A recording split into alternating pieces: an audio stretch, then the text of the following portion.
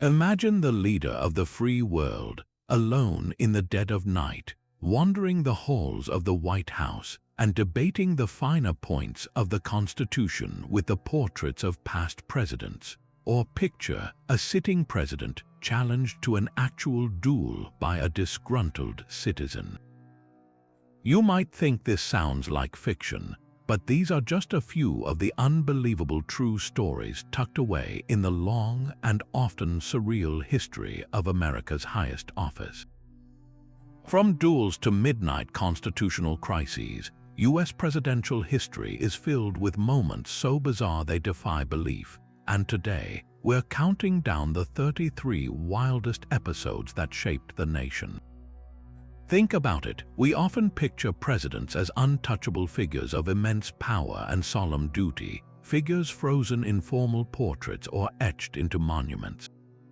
But what happens when the weight of history collides with raw human impulse, ego, or just plain strangeness? What unfolds when the leader of the free world makes a decision so unexpected, so shocking, that it rewrites not just the political playbook, but our very understanding of leadership itself? Over the centuries, the Oval Office has been home to genius and folly, courage and chaos moments where the fate of a nation hung in the balance over something as surreal as a personal grudge, an oddball belief, or a jaw-dropping lapse in judgment. So get ready, because we're about to pull back the curtain on the stories you didn't hear in history class. This is more than a list, it's a journey into the heart of American power, where drama, comedy, and jaw-dropping twists reveal just how human, how unpredictable, and how utterly compelling the presidency can be. Whether it's a president who believed he could communicate with ghosts, or a White House dinner that ended in a literal food fight, these are the moments that remind us that truth really is stranger than fiction. So settle in, because what you're about to discover will change the way you see the presidency, and maybe even history itself, forever. Our journey into the unbelievable begins not with a successful act of violence, but with one of the most statistically miraculous failures in history. Picture the scene: Washington, D.C., a chilly January afternoon in 1835. President Andrew Jackson, a man known for his volcanic temper and iron will, is leaving a congressional funeral at the Capitol building. As he walks towards the exit, a man steps out from behind a column. This is Richard Lawrence, an unemployed house painter who is utterly convinced he is the rightful heir to the English throne and that President Jackson is withholding his inheritance. In his mind, killing the president isn't an assassination, it's collecting what is rightfully his. He raises a single shot, daring a pistol, aims it directly at Jackson's chest from just a few feet away, and pulls the trigger. The sharp click of the hammer falling on the primer is followed by nothing. No explosion, no gunshot, just a misfire. The crowd freezes for a split second, but the 70-year-old president doesn't even flinch. Enraged, Lawrence doesn't run. Instead, he drops the first pistol, reaches into his coat, and produces a second, identical gun. He takes aim a second time and fires again. And for the second time, in what can only be described as a moment of divine intervention or astronomical luck, the pistol misfires. The odds of both guns failing were later calculated to be somewhere around 1 in 125,000. This is where the story shifts from a mere assassination attempt to a full display of Old Hickory's legendary character. Instead of seeking cover or letting his aides handle the situation, the president's famous temper ignites. He immediately charges at Lawrence, his cane raised high like a club. Witnesses recall the elderly commander-in-chief furiously beating the would-be assassin with his walking stick, raining down blows, while Lawrence is eventually subdued by Jackson's aides, including the legendary frontiersman Davy Crockett. It was a scene of pure, unfiltered chaos, the President of the United States personally thrashing his attacker on the steps of the Capitol. When they examined the pistols afterward, they were found to be in perfect working order. The damp weather that day was blamed for the dampened priming caps, a tiny environmental detail that quite literally changed the course of American history. Jackson's fierce response wasn't just about anger. It was the embodiment of his lifelong belief that no challenge, whether from a rival politician or an armed assassin, would ever go unmet. He truly was as tough as Old Hickory. Less than a year after that assassination attempt, President Jackson found himself embroiled in a different kind of battle, one fought not with pistols and canes, but with party invitations and social slights. This was the Petticoat Affair, a scandal that sounds like a plot from a period drama, but had very real and devastating consequences for his presidency. At the center of the storm was Margaret O'Neill Eaton, known as Peggy, the new wife of Jackson's Secretary of War and close friend, John Eaton. Peggy was the daughter of a Washington tavern keeper, a vivacious and intelligent young widow whose past became a weapon in the hands of the Capitol's elite. Rumors swirled about the nature of her relationship with John Eaton before their marriage, with whispers of impropriety and questions about the timing of her first husband's death at sea. When John Eaton married her, Jackson, still grieving the loss of his own wife Rachel, who had been hounded by similar salacious rumors, saw a kindred spirit in Peggy. He welcomed her into his official family with open arms, expecting his cabinet and their wives to do the same. They refused, led by Floride Calhoun, the formidable and socially influential wife of Vice President John C. Calhoun, the women of Washington's high society, declared all-out war. They branded Peggy Eaton as morally unfit and shut her out completely. They refused to call on her, excluded her from their parties, and even turned their backs on her in public. In the intricate social code of the 19th century, this was a devastating political weapon. For Jackson, this was not just a petty social squabble, it was a matter of honor and principle. He saw the treatment of Peggy as a hypocritical attack by an aristocratic elite on a woman of humble origins, a direct parallel to the slander he believed had killed his beloved Rachel. He took it personally, holding lengthy cabinet meetings about the Eaton malaria and even summoning ministers to provide evidence against the rumors which they could not produce. The situation paralyzed his entire administration for nearly 2 years, with official business often taking a backseat to the social crisis. The rift it created between Jackson and his vice president was irreparable. Jackson came to believe that John Calhoun was not only allowing the snub to continue, but that his wife Floride was its chief architect. This personal feud became the catalyst for a massive political realignment. Jackson eventually purged his entire cabinet over the affair, forcing the resignations of those who sided with the Calhouns. In a stunning turn of events, Martin Van Buren, a widower and skilled politician who had shrewdly shown Peggy Eaton every courtesy, emerged as Jackson's new favorite and most trusted ally, setting the stage for him to eventually succeed Jackson as president. What began as a drawing room boycott ultimately reshaped the course of American politics, proving that in Washington, a whisper could be as powerful as a shout. If the Eaton affair proved that social slights could topple a cabinet, our next story demonstrates just how literally a speech could fell a president. The year is 1841, and the United States is about to witness the shortest presidency in its history, a term of office that would last only 31 days and be bookended by a single catastrophic speech. The man at the center of this tragedy was William Henry Harrison, a 68-year-old war hero affectionately known as Old Tippecanoe, from his victory at the Battle of Tippecanoe decades earlier. His campaign had been a masterclass in image-making, carefully crafting a narrative of a rugged, log cabin-born frontiersman to appeal to the common voter, despite his actual background as a wealthy son of a Virginia plantation owner. To cement this rustic image, his supporters decided that for his inauguration on March 4th, the new president would project an aura of toughness and vigor, a decision that would have the most fatal of consequences. The day of the inauguration was overcast, blustery, and bitingly cold, with a wet wind whipping through Washington, D.C. a more prudent man might have looked at the gloomy skies and chosen to deliver abbreviated remarks from a sheltered position.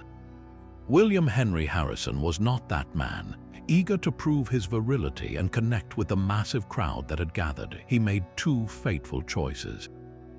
First, he decided to forego a hat, overcoat, and gloves. Second, he proceeded to deliver what remains to this day the longest inaugural address in American history, a sprawling, meandering speech that clocked in at a breathtaking 8,445 words. For nearly 2 hours, the elderly president-elect stood exposed on the Capitol steps, his bare head and hands subjected to the freezing rain and wind, while he read every single word of his densely written manuscript. The speech itself was a monumental exercise in tedium, a lengthy discourse on Roman history and the virtues of the Republic that seemed designed to prove his intellectual credentials rather than to inspire the shivering masses before him. By the time he finally concluded and embarked on a lengthy parade through the city, he was already chilled to the bone. He fell ill with a severe cold within days, which rapidly developed into pneumonia and then pleurisy, an inflammation of the lining around the lungs. The medicine of the era was more harmful than helpful. His doctors subjected him to a horrifying array of treatments including crude opioids, laxatives, castor oil, and even snakeweed, all of which only served to further dehydrate and weaken him. Exactly 1 month after delivering that interminable speech, William Henry Harrison was dead, becoming the first U.S. president to die in office. His presidency was so brief that he literally accomplished nothing, failing even to appoint a single federal judge or to see a single bill through Congress. The entire affair became a brutal lesson in the perils of vanity and poor planning, a stark reminder that even the most powerful office in the land is no match for the frailties of the human body. His one lasting legacy was a macabre presidential record, the longest speech ever given, which directly led to the shortest time ever served. If Harrison's death was a shock to the system, what followed was a constitutional crisis waiting to happen. The framers of the Constitution had been deliberately vague about the line of succession, stating only that the powers and duties of the office would devolve upon the vice president. But did that mean the vice president actually became the president, or was he merely an acting placeholder? The nation was about to find out with its very first presidential succession, and the man thrust into this uncertain role was John Tyler. A staunch states' rights Virginian who had only been added to the Whig ticket to balance Harrison's northern appeal, Tyler was suddenly the most powerful man in America, much to the horror of the very party that had elected him. The Whig leadership, led by the formidable Henry Clay, expected Tyler to be a compliant figurehead. They sent him a letter referring to him as the Vice President, now exercising the powers of the President of the United States. Tyler's response was immediate and unequivocal. He refused to even open the letter, instead issuing a forceful inaugural address in which he boldly declared himself not the acting president, but the President of the United States, full stop. This audacious move earned him a mocking new nickname from his furious detractors, his accidency. His entire cabinet, inherited from Harrison, resigned in protest except for Secretary of State Daniel Webster, who stayed on just long enough to finish a critical treaty negotiation. Tyler was utterly isolated, a president without a party, who found his every initiative blocked by the congressional Whigs who saw him as a traitor to their cause. They expelled him from the party, sent him a flood of legislation he opposed, and when he vetoed it, as he frequently did, they attempted to impeach him, the first such attempt against a president in American history. Though the impeachment effort failed, Tyler's presidency was effectively paralyzed, a 4-year stalemate defined by acrimony and obstruction. Yet for all the political warfare, Tyler's most lasting legacy is one of precedent. By firmly insisting on the title and full authority of the presidency, he established the Tyler precedent, a de facto rule that would govern succession for over a century until it was finally codified in the 25th Amendment. He was a president of consequential firsts for better and for worse, but his story doesn't end with his departure from the White House. His final act would cement his unique and ignominious place in the history books. Retiring to his Virginia plantation, the old states' rights advocate watched as the nation hurtled toward civil war. In 1861, as Southern states began to secede, the former President of the United States threw his support wholeheartedly behind the Confederacy. He was elected to the Confederate House of Representatives and became a fervent advocate for disunion. When he died in 1862, he was not honored as a former U.S. president. The federal government in Washington, then fighting for its very survival, pointedly ignored his passing. No official mourning was declared, no flags were flown at half-staff. John Tyler, the 10th President of the United States, died not as a citizen of the nation he once led, but as a citizen of the Confederate States of America, making him the only U.S. president in history to be laid to rest under the flag of another nation. Moving from the political chaos of John Tyler's administration, we find ourselves just a few years later at a sweltering 4th of July celebration in 1850, where another president's life would be cut short under circumstances so strange they would fuel a murder mystery for over a century.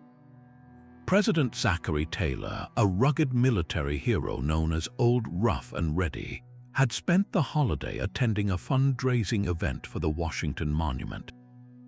The day was brutally hot, and to cool off, the 65-year-old president indulged in a large quantity of fresh cherries and iced cold milk, a seemingly harmless refreshment that, according to the medical understanding of the time, would prove fatal. He fell violently ill within days, suffering from severe stomach cramps, vomiting, and diarrhea.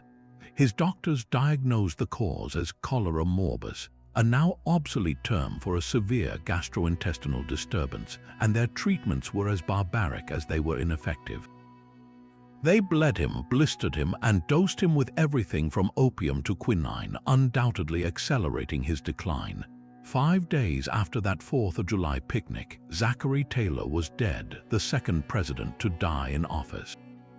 For over 140 years, the official cause of death was accepted as acute gastroenteritis, likely from bacterial contamination in the unpasteurized milk or the unwashed fruit. But in the late 20th century, a Florida author and former professor named Clara Rising began to resurrect a far more sinister theory. She posited that Taylor had not died from natural causes, but had been assassinated, poisoned by arsenic. Her theory was rooted in the intense political climate of 1850. Taylor, a slave-holding Southerner, had shocked his political allies by taking a firm nationalist stance against the expansion of slavery into the new Western territories conquered from Mexico. This put him on a direct collision course with powerful Southern senators who were threatening secession. Rising hypothesized that one of these pro-slavery zealots could have easily slipped arsenic, a common and tasteless poison in that era, into his food or drink at the public event. Armed with this compelling narrative, Rising successfully petitioned Taylor's closest living relatives for permission to exhume the president's body from its crypt in Louisville, Kentucky. In June 1991, under the gaze of the national media, Zachary Taylor's coffin was opened. Forensic anthropologists from the Kentucky Medical Examiner's Office collected samples of hair, fingernails, and other tissues, which were then subjected to highly sensitive neutron activation analysis at 2 independent laboratories, Oak Ridge National Laboratory and a facility at the University of Michigan. The results were definitive. The levels of arsenic found in Taylor's remains were minuscule, about 200 times lower than what would be expected in a fatal poisoning. The scientists concluded there was absolutely no evidence of foul play.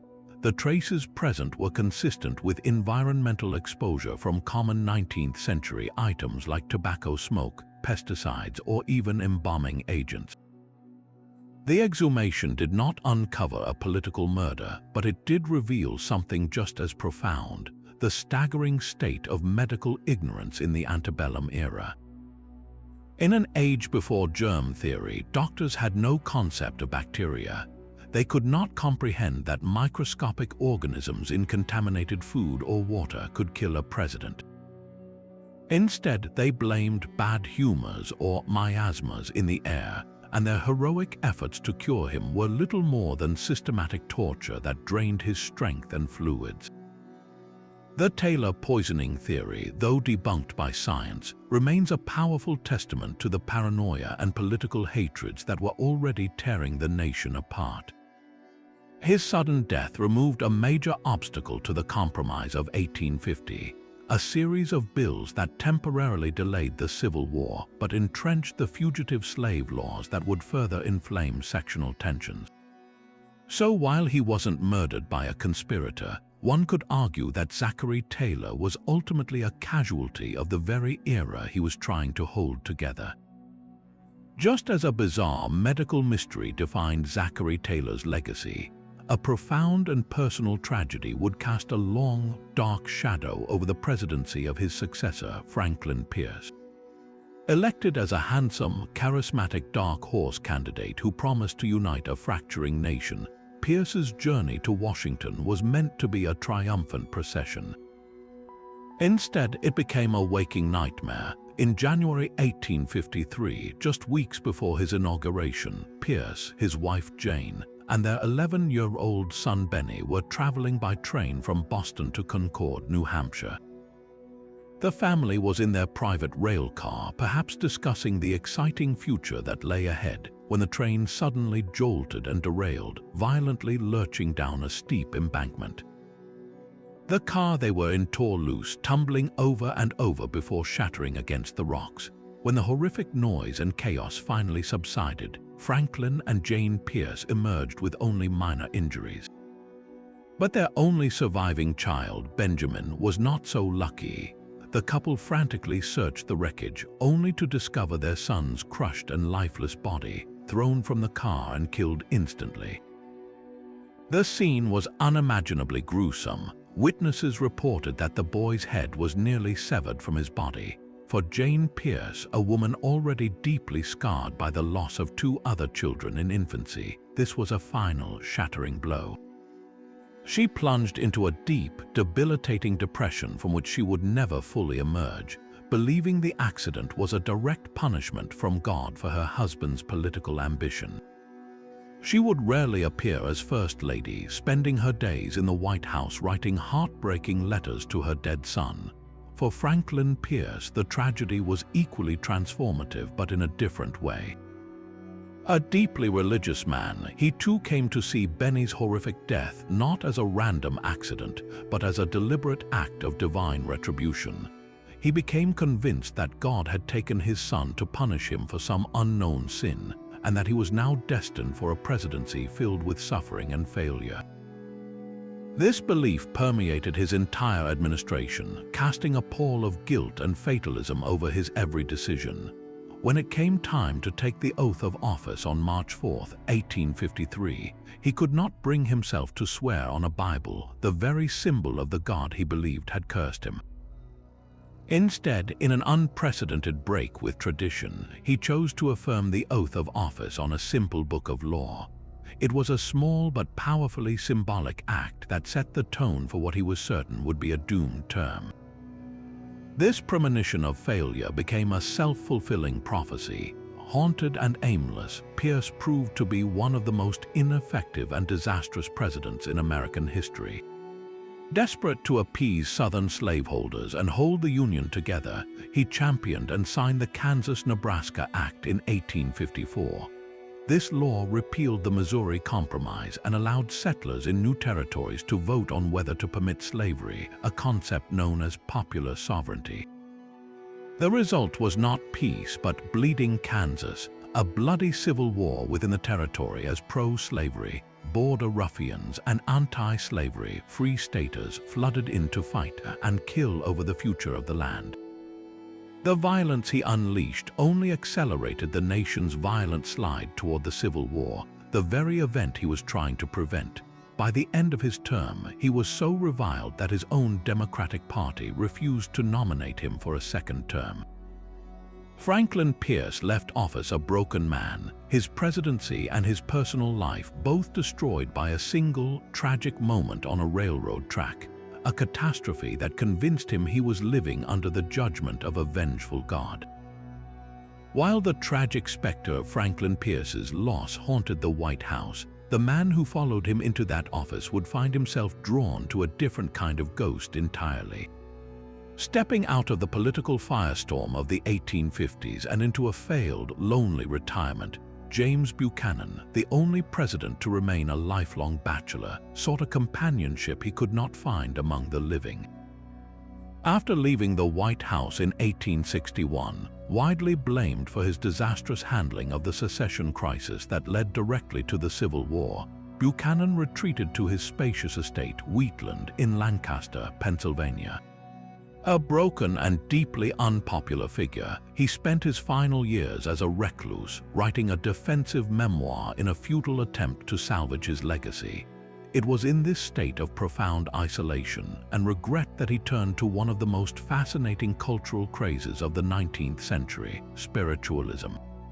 The spiritualist movement, which swept across America and Europe in the mid-1800s, offered a tantalizing promise: the ability to communicate with the deceased through a medium. For a man like Buchanan, who had no immediate family and whose political family had utterly abandoned him, the allure was irresistible. He began hosting regular séances in the grand, lonely rooms of Wheatland, inviting noted mediums to facilitate conversations with the spirit world. But these weren't attempts to reach lost loved ones or childhood friends. Buchanan had a very specific and poignant guest list in mind for these otherworldly gatherings. He was desperate to commune with his predecessors, the dead presidents who had once held the same immense burden he now felt he had so terribly mismanaged. Imagine the scene in the dimly lit parlor at Wheatland. The former president, a stooped and aging man, seated around a table with a medium and perhaps a few trusted friends. The medium would enter a trance, the room would grow still, and rapping sounds, the supposed language of the spirits, would echo through the quiet. Through the medium, Buchanan would seek counsel and perhaps absolution from the ghosts of Andrew Jackson, whose union he had failed to preserve, or from Thomas Jefferson, whose principles of democracy he felt he had betrayed. He wasn't merely dabbling in a parlor game. He was engaging in a form of desperate post-presidential therapy, seeking validation from the only people he believed could truly understand the weight of his failures. This embrace of the occult was far from unique to Buchanan. It reflected a massive national obsession. In an era defined by staggering loss, from high infant mortality rates to the catastrophic death toll of the Civil War, spiritualism offered comfort and a denial of the finality of death. Even Mary Todd Lincoln, during her time in the White House, was known to hold seances to contact her young son Willie, who had died of typhoid fever. For Buchanan, however, the pursuit felt particularly tragic. It was the act of a man who had been at the very center of power, now utterly adrift, trying to find answers and connection in the one place where his critics could not reach him, the great beyond. His seances at Wheatland stand as a strange and melancholic postscript to one of America's most criticized presidencies, a poignant reminder that the strangest moments in history are often born not from malice, but from a deep and very human loneliness. Perhaps no president is more shrouded in the aura of fate and premonition than Abraham Lincoln, a man whose life was punctuated by a series of deeply unsettling dreams that seemed to foreshadow his own violent death.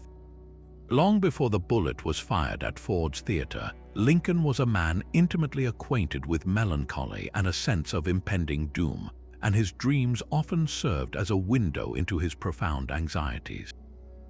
He wasn't a superstitious man by nature, but he found these vivid nightmares so powerful and persistent that he frequently discussed them with his close friends and cabinet members, almost as if he were trying to decipher a cryptic warning from his own subconscious. The most famous of these dreams occurred just a few days before his assassination. Lincoln recounted it to his wife Mary and a few members of his bodyguard detail. He described a night of eerie silence that was suddenly broken by the sound of muffled sobs. Getting out of bed, he left his bedroom and wandered through the White House, following the sorrowful sounds. As he moved through the familiar halls, he found every room empty yet echoing with the invisible grief. Finally, he arrived in the East Room. There, he was met with a shocking and macabre sight.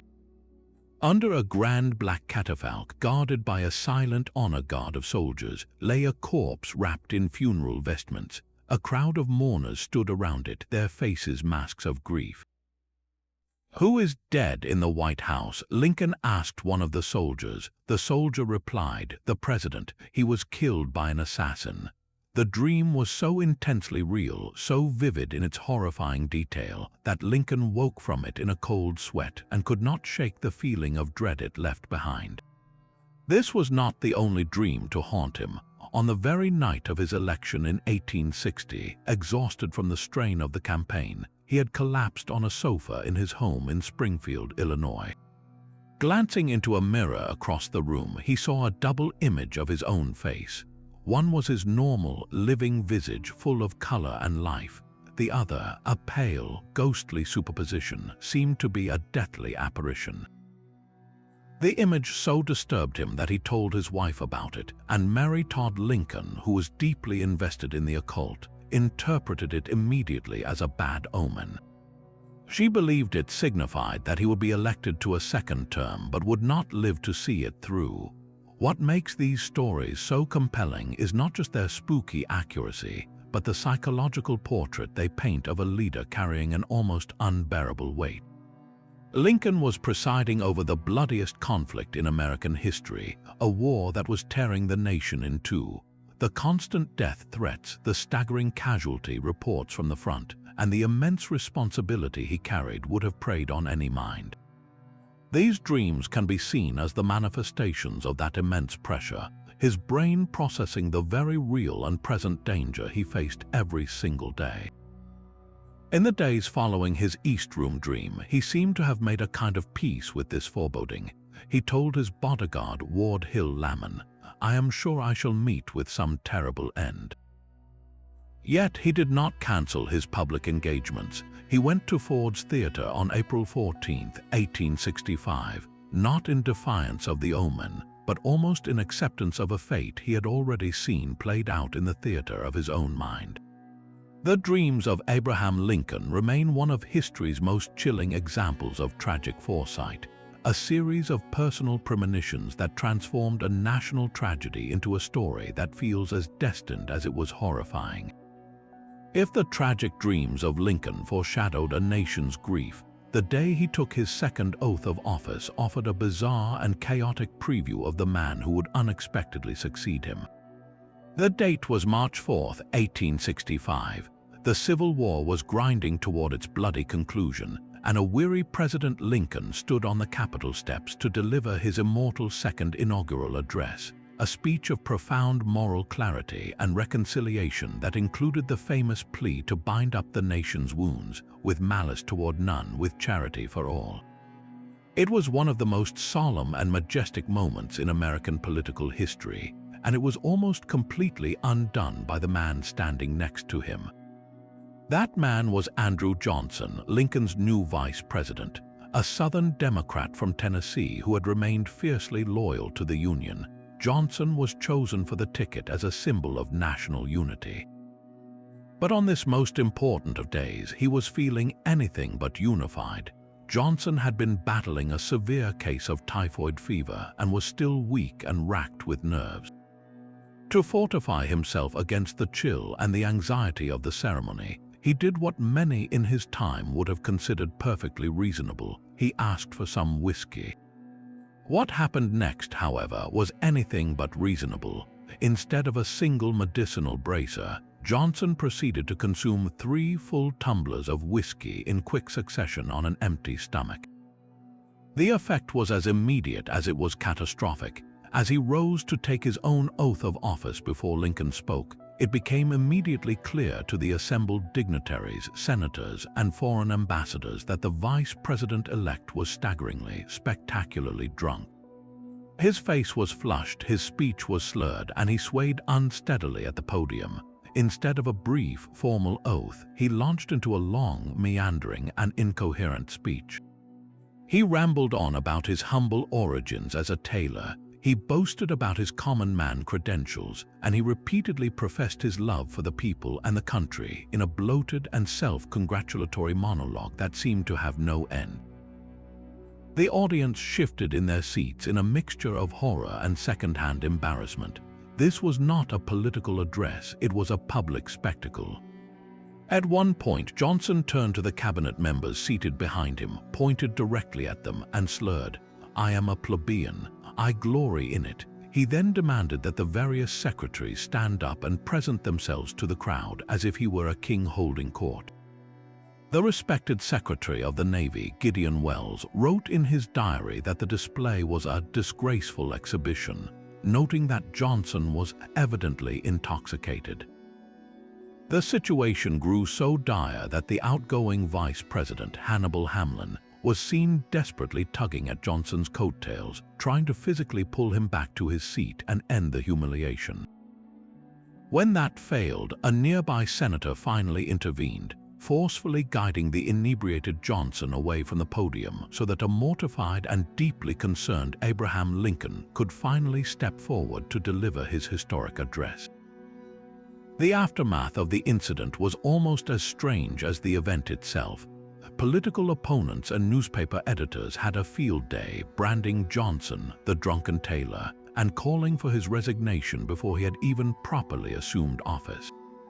In an effort to contain the scandal, Lincoln famously defended his new second-in-command, though his words were hardly a ringing endorsement. When a concerned aide asked the president about the incident, Lincoln is said to have replied with a weary sigh, "I have known Andy Johnson for many years. He made a bad slip the other day, but you need not be scared. Andy ain't a drunkard." It was a defense that managed to confirm the incident while vaguely denying its implication of alcoholism, a masterpiece of political damage control. This single drunken speech was more than just a personal embarrassment. It was a political disaster that had immediate and long-lasting consequences. It instantly alienated the very Republican politicians whose support Johnson would desperately need in the coming months. When Lincoln was assassinated just 42 days later, it was this deeply compromised and widely disrespected man who was suddenly thrust into the presidency, tasked with the Herculean job of reconstructing a shattered nation. The profound lack of trust and respect he earned on that inauguration day would cripple his presidency from the very start, contributing directly to his historic impeachment. Andrew Johnson's drunken stumble onto the national stage was a moment of bizarre personal failure that inadvertently set the course for one of the most bitterly contentious chapters in American political history. Just when it seemed the presidency couldn't get any stranger, along comes a story that feels more like a scene from a silent comedy than a chapter in a history book. Imagine the leader of a nation still recovering from the Civil War, a man who commanded millions of soldiers being pulled over by a local beat cop for a traffic violation. This is the utterly charming and bizarre tale of President Ulysses S. Grant's need for speed. In the early 1870s, the streets of Washington, D.C. were a far cry from the congested highways of today. They were mostly dirt or cobblestone, shared by pedestrians, horse-drawn carriages, and the occasional early automobile. But even then, the city had traffic laws, and one of the most strictly enforced was the speed limit for carriages. Racing through the streets was considered not just reckless, but a public nuisance, a danger to everyone else going about their day. The man tasked with upholding this particular law was William H. West, a highly respected and famously incorruptible African-American Union Army veteran who took his duties as a metropolitan police officer very, very seriously. President Grant, however, had a celebrated passion that trumped even the most serious of ordinances, a deep and abiding love for fast horses. After the immense stress of the war and the pressures of the presidency, one of his favorite ways to unwind was to take his sleek two-horse carriage out for a drive. But for Grant, a drive was never just a leisurely stroll through the park. It was an opportunity to let the horses run. He was known for his expert handling of a rig and took great pride in pushing his teams to their limits, feeling the wind rush past as the carriage flew down the avenues. It was his version of a Sunday joyride, a moment of pure, unadulterated freedom from the weight of his office. This habit, however, had already caused a bit of a problem. Officer West had previously stopped the president for the exact same offense. On that first occasion, the officer had simply given the commander-in-chief a stern, formal warning. He explained the dangers of speeding in the city and extracted a promise from President Grant that he would slow down. Grant, perhaps amused or slightly chastened, agreed and was let off with a verbal caution. But a man's love for his horses is a powerful thing, and old habits die hard. Not long after that first warning, Officer West was patrolling near the intersection of 13th and M Streets Northwest when he heard the unmistakable sound of a carriage approaching at a full gallop. As it whipped around the corner, the officer saw exactly who was holding the reins: the President of the United States, once again tearing through the streets with a look of pure exhilaration on his face. This time, Officer West was having none of it. He stepped out into the street and boldly raised his hand, forcing the presidential carriage to a halt. According to the most popular accounts of the incident, the officer then addressed the leader of the free world with a mixture of respect and firm disappointment. He reportedly said, "I am very sorry, Mr. President, to have to do it, for you are the chief of the nation. And I am nothing but a policeman, but duty is duty, sir, and I will have to place you under arrest." And so, right there on the street, Ulysses S. Grant was officially arrested. He was taken to the police station, where he willingly posted a $20 bond as collateral to secure his release. He later returned to face a judge, pleaded no contest, and paid a $20 fine, the equivalent of about $500 today. He became and remains the only sitting U.S. president to ever be arrested for a crime. What makes this story so enduring isn't just the humorous image of a president getting a ticket. It's the profound respect for the law that it demonstrates from both men. Officer West, a black man in a racially charged era, showed incredible courage and integrity by holding the most powerful man in the country accountable to the same laws that governed every other citizen. And President Grant, a former general who could have easily pulled rank or had the officer dismissed, displayed remarkable humility and character by immediately complying, accepting the penalty, and never holding a grudge. In fact, the story goes that the two men later became friends, a testament to their shared mutual respect. In a single, strange moment on a Washington street, they both offered a perfect, living example of the American principle that no one, not even the president, is above the law. While General Grant was paying his fine for speeding through the streets of Washington, his successor in the White House was implementing a rule that would bring all such merrymaking to a screeching halt. Stepping into the executive mansion in 1877, Rutherford B. Hayes and his formidable First Lady, Lucy Hayes, arrived with a mission that was less about political reform and more about moral purification. The country was in the grip of a powerful temperance movement, and the new First Lady was one of its most passionate and influential advocates. She was a deeply religious woman who believed that alcohol was a root cause of poverty, crime, and family breakdown, and she saw no reason why the nation's most famous address should be any exception. And so, with the full support of her husband, she issued a decree that would echo through Washington's social circles. From that moment on, no alcoholic beverages would be served in the White House. The policy was an instant sensation, though not exactly in the way the Hayeses might have hoped. For the political and diplomatic elite of the Gilded Age, official functions at the president's home were the pinnacle of social life, and fine wines and brandies were considered an essential part of hospitality. To remove alcohol entirely was seen as a shocking breach of etiquette, a puritanical imposition on the refined rituals of power. The decision earned the First Lady a nickname that would follow her through history, Lemonade Lucy. While it was initially intended as a mocking label from her critics, it curiously stuck, becoming a somewhat affectionate, if pointed, moniker that captured the essence of her teetotaling reign. The real drama, however, wasn't the ban itself, but the ingenious and often hilarious lengths to which guests went to circumvent it. Washington's high society was not about to let a lack of official spirits ruin a perfectly good party. Attending a state dinner at the Hayes White House became an exercise in creative smuggling.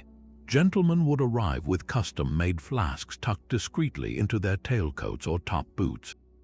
Ladies were known to have special compartments sewn into their elaborate bustles, or to carry delicate-smelling salts bottles that contained something far more fortifying than lavender water.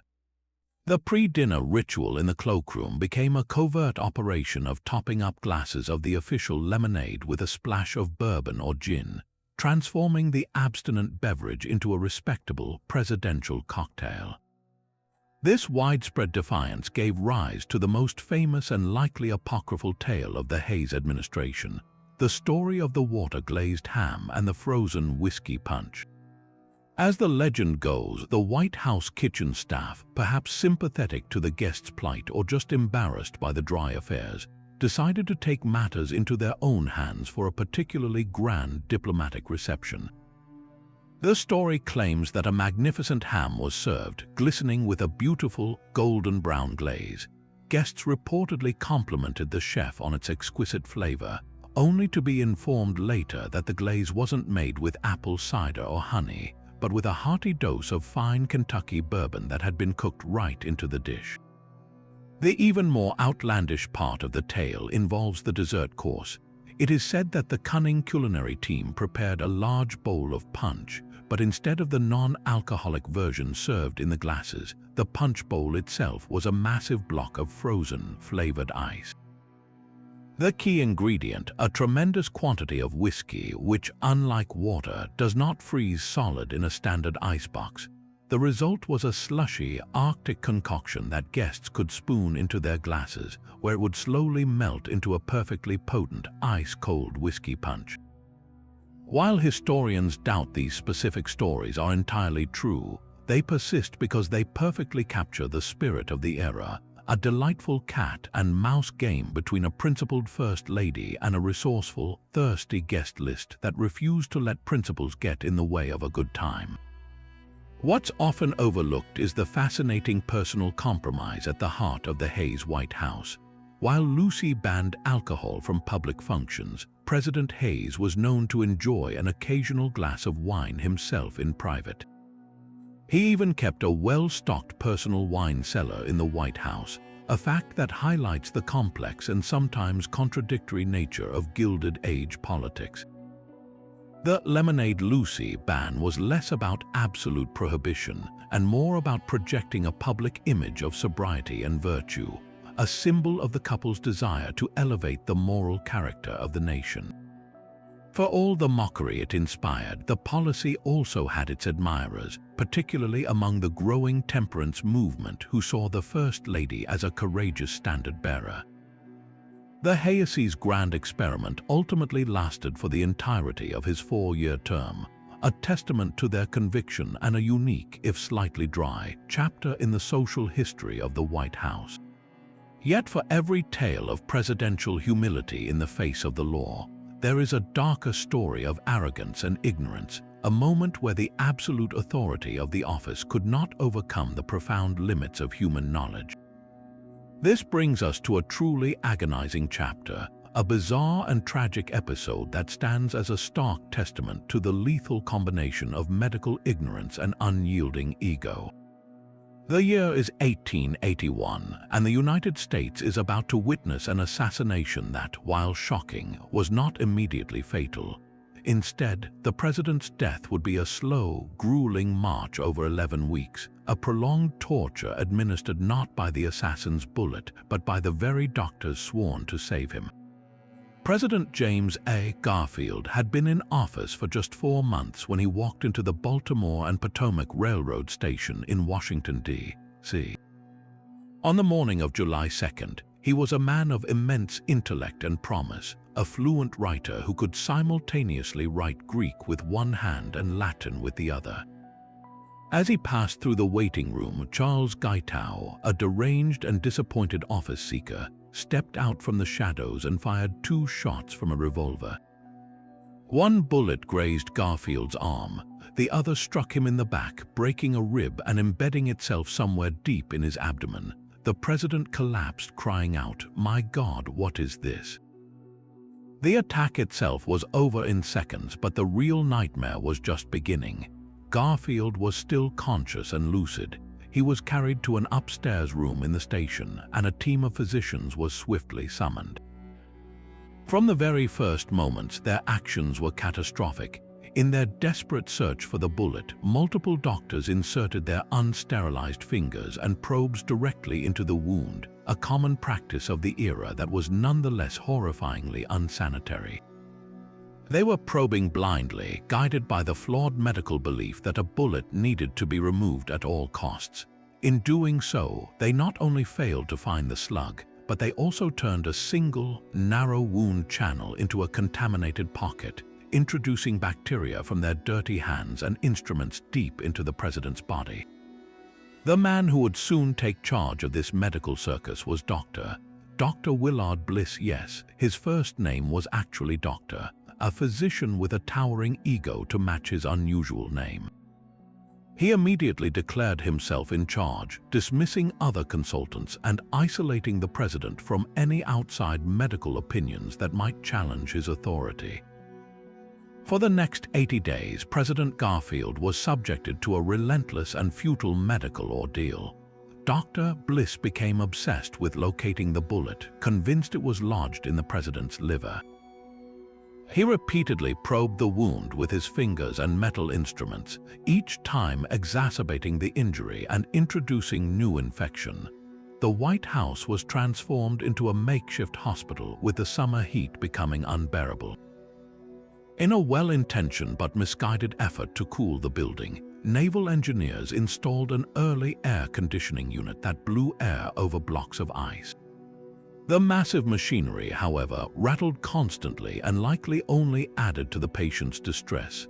As Garfield's body tried to fight off the massive infection, he developed a high fever, his weight plummeted, and he was racked with intense pain. The medical team fed him through the rectum with nutrient enemas because they feared damage to his digestive system, further weakening the starving president. The desperation to find the bullet reached such a fever pitch that it attracted one of the greatest inventors of the age. Alexander Graham Bell, freshly famous for his invention of the telephone, believed he could help. He rushed to Washington with a device he called an induction balance, an early electronic metal detector he had hastily invented for this very purpose. Bell was certain his machine could locate the lead bullet by detecting its metallic presence, but Dr. Bliss, controlling access to the patient with an iron fist, imposed severe restrictions. He would only allow Bell to scan the president's right side, certain the bullet was on that flank. He was also unaware that the bed Garfield was lying on had a metal spring mattress frame, a detail he failed to mention to the inventor. When Bell passed his machine over the president's body, it emitted loud, erratic humming sounds caused by the metal springs, completely masking any faint signal from the bullet. Bell left the White House dejected, his brilliant invention rendered useless by the doctor's arrogance and a simple, overlooked piece of furniture. An autopsy would later reveal the bullet was in fact on the president's left side. Encased in a protective cyst, it was the doctor's relentless probing, not the bullet itself, that had been killing him all along. Yet even this scientific failure was not the strangest chapter in Garfield's medical nightmare. As the president's condition continued to deteriorate, a bizarre figure arrived at the White House gates offering his unique services. This was Dr. Charles Edward Simmons, a practitioner of what was known as psychic surgery. He claimed he possessed an extraordinary gift, the ability to locate foreign objects inside a human body using nothing but his mind and a special psychic sense. In an era when the lines between emerging science and spiritualism were often blurred, Simmons was granted an audience with the president's caretakers. He stood over the suffering Garfield, placed his hands near the body, and went into a theatrical trance. After a period of intense concentration, he confidently announced that he had psychically pinpointed the exact location of the assassin's bullet. His diagnosis, of course, was just another guess that aligned with Dr. Bliss's own flawed theories. It was a moment of pure carnival hokum invading the most powerful residence in the land, a testament to the sheer desperation that had taken hold. After 80 days of unrelenting agony of being poked and prodded and fed through enemas, James Garfield finally succumbed. He died not from the bullet wound, but from a massive heart attack triggered by systemic infection and starvation. The autopsy revealed a shocking truth. The path of the bullet was clean and non-fatal. It had missed all major organs and arteries. The actual cause of death was a massive abscess that had formed along the channel created by the doctor's filthy probes, an abscess that had tunneled through his back and ruptured into his chest cavity, leading to a fatal hemorrhage. The combined weight of medical hubris, ignorance of germ theory, and even a flirtation with the paranormal had killed a president who, with modern triage and a policy of simply leaving the bullet alone, would almost certainly have survived. Garfield's protracted and public suffering did, however, have one positive outcome. It horrified the nation and finally convinced the American medical establishment of the critical importance of antiseptic practices, a tragic legacy that would save countless lives in the years to come. If the death of Garfield was a national tragedy born of medical darkness, the man who followed him into the presidency represented a transformation so complete it defied belief. Chester Alan Arthur was the last person anyone expected to become a guardian of presidential dignity. He had been placed on the Republican ticket as a sop to the powerful and corrupt New York political machine run by Senator Roscoe Conkling. Arthur himself was a classic spoilsman, a product of the patronage system who had never held elected office and whose primary qualification was his loyalty to the party bosses. When he ascended to the presidency after Garfield's agonizing death, the nation collectively groaned. Reformers and editorial boards predicted a descent into pure graft, expecting the White House to become a literal marketplace for political favors. But then, something extraordinary happened. Stricken by the solemnity of his new office and perhaps seeking redemption, Chester Arthur underwent a personal metamorphosis. He broke decisively with his old allies, embraced civil service reform, and set about rebranding himself and the executive mansion with a new sense of elegance and propriety. And it all began with the most unlikely of presidential activities, a massive and wildly controversial White House yard sale. Arthur was a notorious dandy, a man with a reported 80 pairs of trousers and a refined taste for fine food, wine, and elegant surroundings. The problem was that the White House he inherited was, in his sophisticated view, a national embarrassment. It was a dusty, dilapidated relic, still bearing the scars of countless public tours and decades of neglect. The furnishings were a haphazard collection of cast-offs and worn-out pieces from previous administrations, many of them damaged, stained, or simply out of fashion. For a man who cherished aesthetics and saw the presidency as a dignified office, living and working in what he considered a glorified fluffhouse was simply intolerable. He refused to even move in until something was done, initially living in his own home while he plotted a grand renovation. He convinced Congress to appropriate a then staggering sum of $30,000 for the project, a move that itself drew criticism from those who saw it as extravagant. He then hired the most celebrated designer of the Gilded Age, Louis Comfort Tiffany, to lead the transformation. What happened next can only be described as a frenzy of decorative destruction. Tiffany and his army of workers descended upon the mansion, and their first order of business was a brutal purge. out came wagon-loads of furniture, rugs, draperies, and bric-a-brac that they deemed old, ugly, or useless. This wasn't just any old junk, it was a treasure trove of American history. Mixed in with the broken chairs and moth-eaten curtains were pieces with profound historical significance. There were blood-stained pillows from Lincoln's deathbed, sets of china from previous administrations, and most shockingly, a large collection of furniture that had actually been purchased and used by Abraham Lincoln himself, including a famous horsehair sofa from his office. To Arthur and Tiffany, these were merely worn-out objects cluttering their vision of a modern, artistic palace. To the public, they were irreplaceable national relics. With breathtaking nonchalance, Arthur authorized the disposal of this mountain of history. 24 wagon-loads of artifacts were hauled away from the South Lawn and sold for a pittance to a local Washington junk dealer named William H. Crump. The imagery was devastating. The personal effects of the nation's martyred president, along with a century of presidential history, being carted off like common trash to be picked over by scavengers. When the news broke, the public outcry was immediate and furious.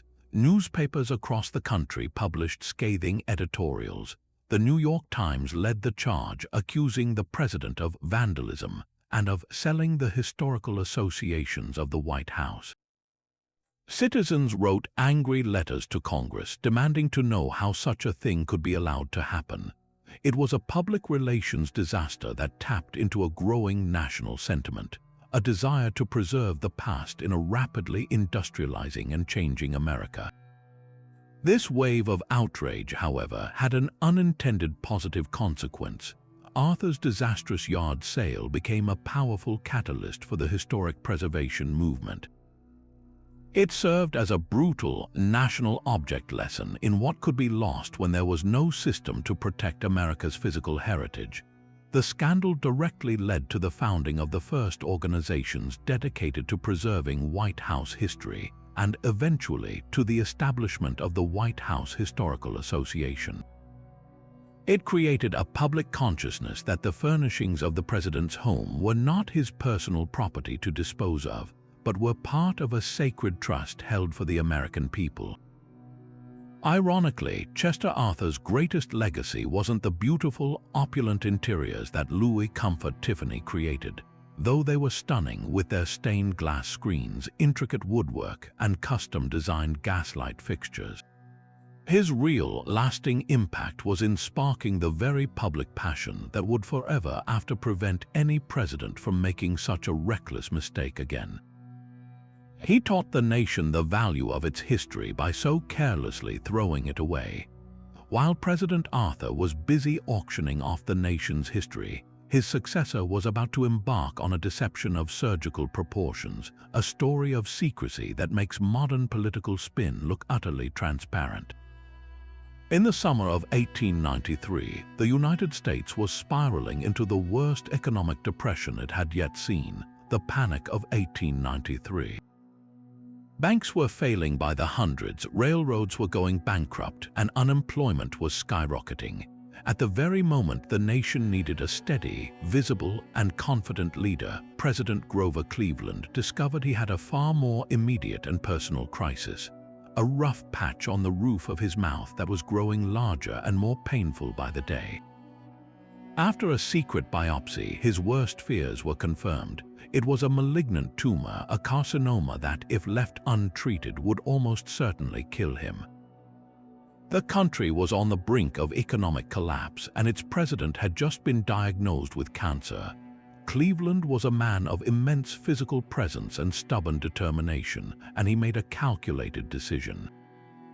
He concluded that news of his illness would shatter the already fragile public confidence, potentially turning a financial panic into a complete national meltdown. The stock market might crash, gold reserves could be completely drained, and his entire political agenda, centered on repealing the Silver Purchase Act to stabilize the currency, would be dead on arrival. He decided that his cancer and the radical surgery required to treat it had to be kept an absolute secret from the public, his own cabinet, and even Congress. He would orchestrate the most elaborate medical cover-up in presidential history. The plan was executed with the precision of a spy thriller. Cleveland informed the public that he needed a much-deserved vacation and would be taking a 4-day fishing trip aboard his friend Commodore Elias Benedict's private yacht, the Oneida, which would sail from New York City up the East River into Long Island Sound. The press and the public bought the story completely. What they didn't know was that the yacht had been converted into a floating operating room. Below decks, a team of 6 of the country's top surgeons and dentists led by Dr. Joseph Bryant had been secretly assembled. The yacht was stocked with medical equipment, anesthesia, and sterilization tools. To maintain the ruse, the president even made a show of waving to reporters from the deck as the yacht set sail, a cigar clamped firmly in his jaw, the picture of robust health. As soon as the Oneida was in open water, the operation began. The surgical team faced a monumental challenge. They needed to remove the entire left upper jawbone, including several teeth and part of the palate, to eradicate the cancer, all while leaving Cleveland's facial appearance as intact as possible. The surgery was performed with the president seated in a chair bolted to the deck to steady him against the rocking of the waves. The anesthesia was a mixture of nitrous oxide and ether, administered through a specially designed inhaler. The procedure itself was brutal. The surgeons made an incision from the president's mouth up to just below his left eye. They then peeled back the entire left side of his face to access the jawbone. Using forceps and saws, they removed the cancerous upper left jaw and much of his palate. The entire ordeal took over 90 minutes. The aftermath was just as critical to the conspiracy. To prevent anyone from noticing the president's slurred speech or the gaping hole in his mouth, the medical team designed a custom-made, vulcanized rubber prosthesis. This cleverly crafted device filled the void where his jaw and palate had been, allowing him to speak relatively clearly and eat without liquid leaking into his nasal cavity. For weeks afterward, Cleveland recovered at the Commodore's summer home, with only a trusted few aware of the truth. He held meetings from his bed with a towel draped over his face, pretending to suffer from a severe toothache. When he finally returned to Washington, he delivered his crucial address to Congress on the silver crisis, and though reporters noted his speech was slightly muffled, they attributed it to the tooth extraction story. The ruse held completely. The secret wasn't revealed until 9 years after Cleveland's death, when one of the participating doctors, William W. Keene, finally published a full account of the incredible operation, a stunning testament to a president who believed that saving the economy sometimes required a monumental lie. But the specter of violence that had haunted the presidency since Jackson's time was not finished. As the nation stepped boldly into a new century, an event in Buffalo, New York, would serve as a brutal reminder that progress could not outpace a lone assassin's bullet. President William McKinley, a beloved leader who had just secured victory in the Spanish-American War and presided over a period of economic prosperity, was attending the Pan-American Exposition in September of 1901. On the afternoon of September 6th, he arrived at the exposition's most spectacular building, the Temple of Music, for a public reception. Despite concerns from his security detail about the sheer number of people, McKinley, a man of immense personal warmth, insisted on shaking hands with the public. He believed it was his duty, a direct connection to the citizens he served. The line stretched through the ornate hall, and for nearly 10 minutes, the president gladly greeted a stream of well-wishers. Then a young man named Leon C. Zolgos approached. His right hand was wrapped in a white handkerchief as if it were bandaged. As he reached the president, he brushed aside McKinley's outstretched hand and, in one fluid motion, fired 2 shots from a revolver concealed beneath the cloth. The first bullet ricocheted off a button on McKinley's jacket, but the second plunged deep into his abdomen. The president stumbled backward, shocked but initially lucid, even urging his guards not to harm his assailant as they wrestled C. Zolgos to the ground. "Be easy with him, boys," he reportedly said, a final act of grace from a man known for his kindness. McKinley was rushed to a hospital on the exposition grounds, but the medical care he received was a tragic chapter of errors that mirrored the ordeal of Garfield 2 decades earlier. The most skilled surgeons were attending a conference in the nearby Niagara Falls, and the doctor who performed the operation, though well-intentioned, lacked experience with abdominal gunshot wounds. The exposition's newfangled X-ray machine was on site, a marvel of technology that could have located the elusive bullet, but it was never used. Doctors probed the wound with their fingers and unsterilized instruments, failing to find the slug. They then simply sutured the entrance and exit wounds and closed him up, leaving the bullet somewhere inside his body. For a few days, it seemed the robust president might pull through. He was moved to a private home to recuperate, and bulletins issued to the press were overwhelmingly positive, suggesting a full recovery was imminent. But the unseen damage was already done. The bullet had torn through his stomach and pancreas, and the doctor's failure to properly clean and drain the wound led to a massive, fatal infection. Necrotic gangrene set in, poisoning his system. On September 14th, 8 days after the shooting, William McKinley died. His final words were a fragment of his favorite hymn, "Nearer, my God, to Thee." The nation was plunged into a profound grief, mourning a president whose last act was one of compassion for the very man who had shot him. The medical failures were stark, a horrifying repeat of the past that underscored how little had been learned since Garfield's death. This public outrage would eventually help spur advancements in emergency medical protocols, but it was a bitter lesson learned at the highest cost. The death of McKinley immediately ushered in a new and utterly different era. His vice president, Theodore Roosevelt, was racing through the Adirondack Mountains on a hiking trip when a park ranger finally located him with the urgent news. Roosevelt made a frantic, legendary dash down the mountain by wagon and special train, arriving in Buffalo to be sworn in. At 42 years old, he became the youngest president in American history. The contrast could not have been more dramatic. The calm, steady, and conservative McKinley was replaced by a dynamic, energetic force of nature who believed in the strenuous life and the vigorous exercise of power. Roosevelt's ascent marked a definitive end to the 19th century and the beginning of a new, more assertive American presidency. The wild and unpredictable currents of history had once again intervened, trading a martyr of the old order for the architect of the new. Nearly a decade after McKinley's assassination, the shadow of political violence fell once again, but this time it encountered a force of nature who refused to be its victim.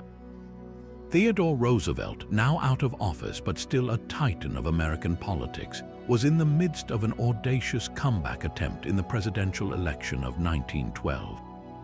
He had broken from the Republican Party, furious at what he saw as the betrayal of his chosen successor, William Howard Taft, and formed his own progressive party, which he proudly declared was fit to win and as strong as a bull moose. On October 14th, he was in Milwaukee, Wisconsin, poised to deliver a major campaign speech at the city's auditorium. As he left his hotel and entered an open automobile, waving his speech manuscript in his hand, a figure emerged from the crowd. John Schrank, a mentally unstable New York saloonkeeper, stepped forward, raised a .38 caliber revolver, and fired a single shot directly at Roosevelt's chest from just a few feet away.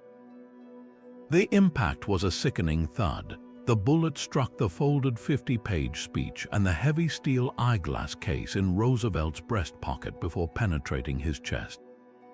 It was a devastating wound, but the papers and metal case had absorbed just enough energy to save his life. Roosevelt, a seasoned hunter and soldier, immediately coughed into his hand to check for blood. Finding none, he correctly deduced the bullet had not pierced his lung. Despite the searing pain, his first instinct was not to seek cover or medical aid, but to confront his attacker. As Schrank was wrestled to the ground by the crowd, Roosevelt famously ordered them to stop. "Don't hurt him," he boomed. "Bring him to me, I want to see him." He looked the would-be assassin in the eye, then coolly dismissed him. What happened next defied all medical and political logic. With a bullet lodged perilously close to his heart and blood beginning to seep through his shirt, Roosevelt insisted on continuing to the auditorium. His aides and a doctor who rushed to the scene were horrified, begging him to go straight to a hospital. He dismissed their concerns with sheer willpower. "You get me to that speech," he demanded. He arrived at the hall to a roaring, unsuspecting crowd. He took the stage, and before launching into his prepared remarks, he made a breathtaking announcement. "Friends," he began, "I shall ask you to be as quiet as possible. I have a bullet in my body, but it takes more than that to kill a bull moose." He then opened his coat to reveal his blood-stained shirt, a sight that sent a gasp through the audience. For the next hour and a half, Theodore Roosevelt delivered his entire 90-minute speech, his voice growing weaker but his passion undimmed, while the bullet remained inside him. He only conceded to go to the hospital after he had said everything he intended to say. The doctors who examined him were stunned. The projectile had fractured his fourth rib and lodged 3 inches deep in his chest wall, mere millimeters from his right lung and heart. To operate was deemed more dangerous than leaving it, and so the bullet stayed with him for the rest of his life. The entire event was a masterful, if incredibly dangerous, piece of political theater that perfectly embodied the myth of the man. It was the ultimate performance of the strenuous life, a display of almost superhuman endurance that cemented his legend as the toughest man to ever hold the office. While the act cost him the election he ultimately lost to Woodrow Wilson, it won him something perhaps more enduring, a permanent place in the annals of American grit. He wasn't just a politician giving a speech, he was a spectacle of raw fortitude, proving that for Theodore Roosevelt, the podium was just another frontier to be conquered. Moving from the raw physical courage of Theodore Roosevelt, we find a story that trades bullets for bathwater, swapping high-stakes drama for a different kind of presidential peril, one that was far more humiliating if considerably less lethal. The presidency of William Howard Taft is often remembered not for a specific policy or a great crisis, but for his immense physical stature and a single, legendary piece of White House plumbing. The story is almost too perfect, the heaviest president in American history, a man of immense girth and good cheer, becoming hopelessly wedged in the White House bathtub, requiring a team of aides to lather him up and pry him free. It's an image that has endured for over a century, a humorous and deeply humanizing tale of a man struggling against his own body. But like so many great presidential legends, the truth is a fascinating mix of fact, exaggeration, and outright fabrication. The undeniable fact at the heart of the story is Taft's weight. He was a large man his entire adult life, typically weighing between 300 and, at his peak, well over 350 pounds. This was a constant source of anxiety for him, a physical reality that shaped his daily life and inevitably his public image. When he moved into the White House in 1909, he immediately encountered a practical problem. The standard bathtubs installed by his predecessors were simply too small for him to bathe in comfort. He found them cramped, impractical, and undignified. This was not a matter of luxury, it was a basic issue of functionality for the leader of the nation. To solve this, the White House ordered a new tub, a very, very large new tub.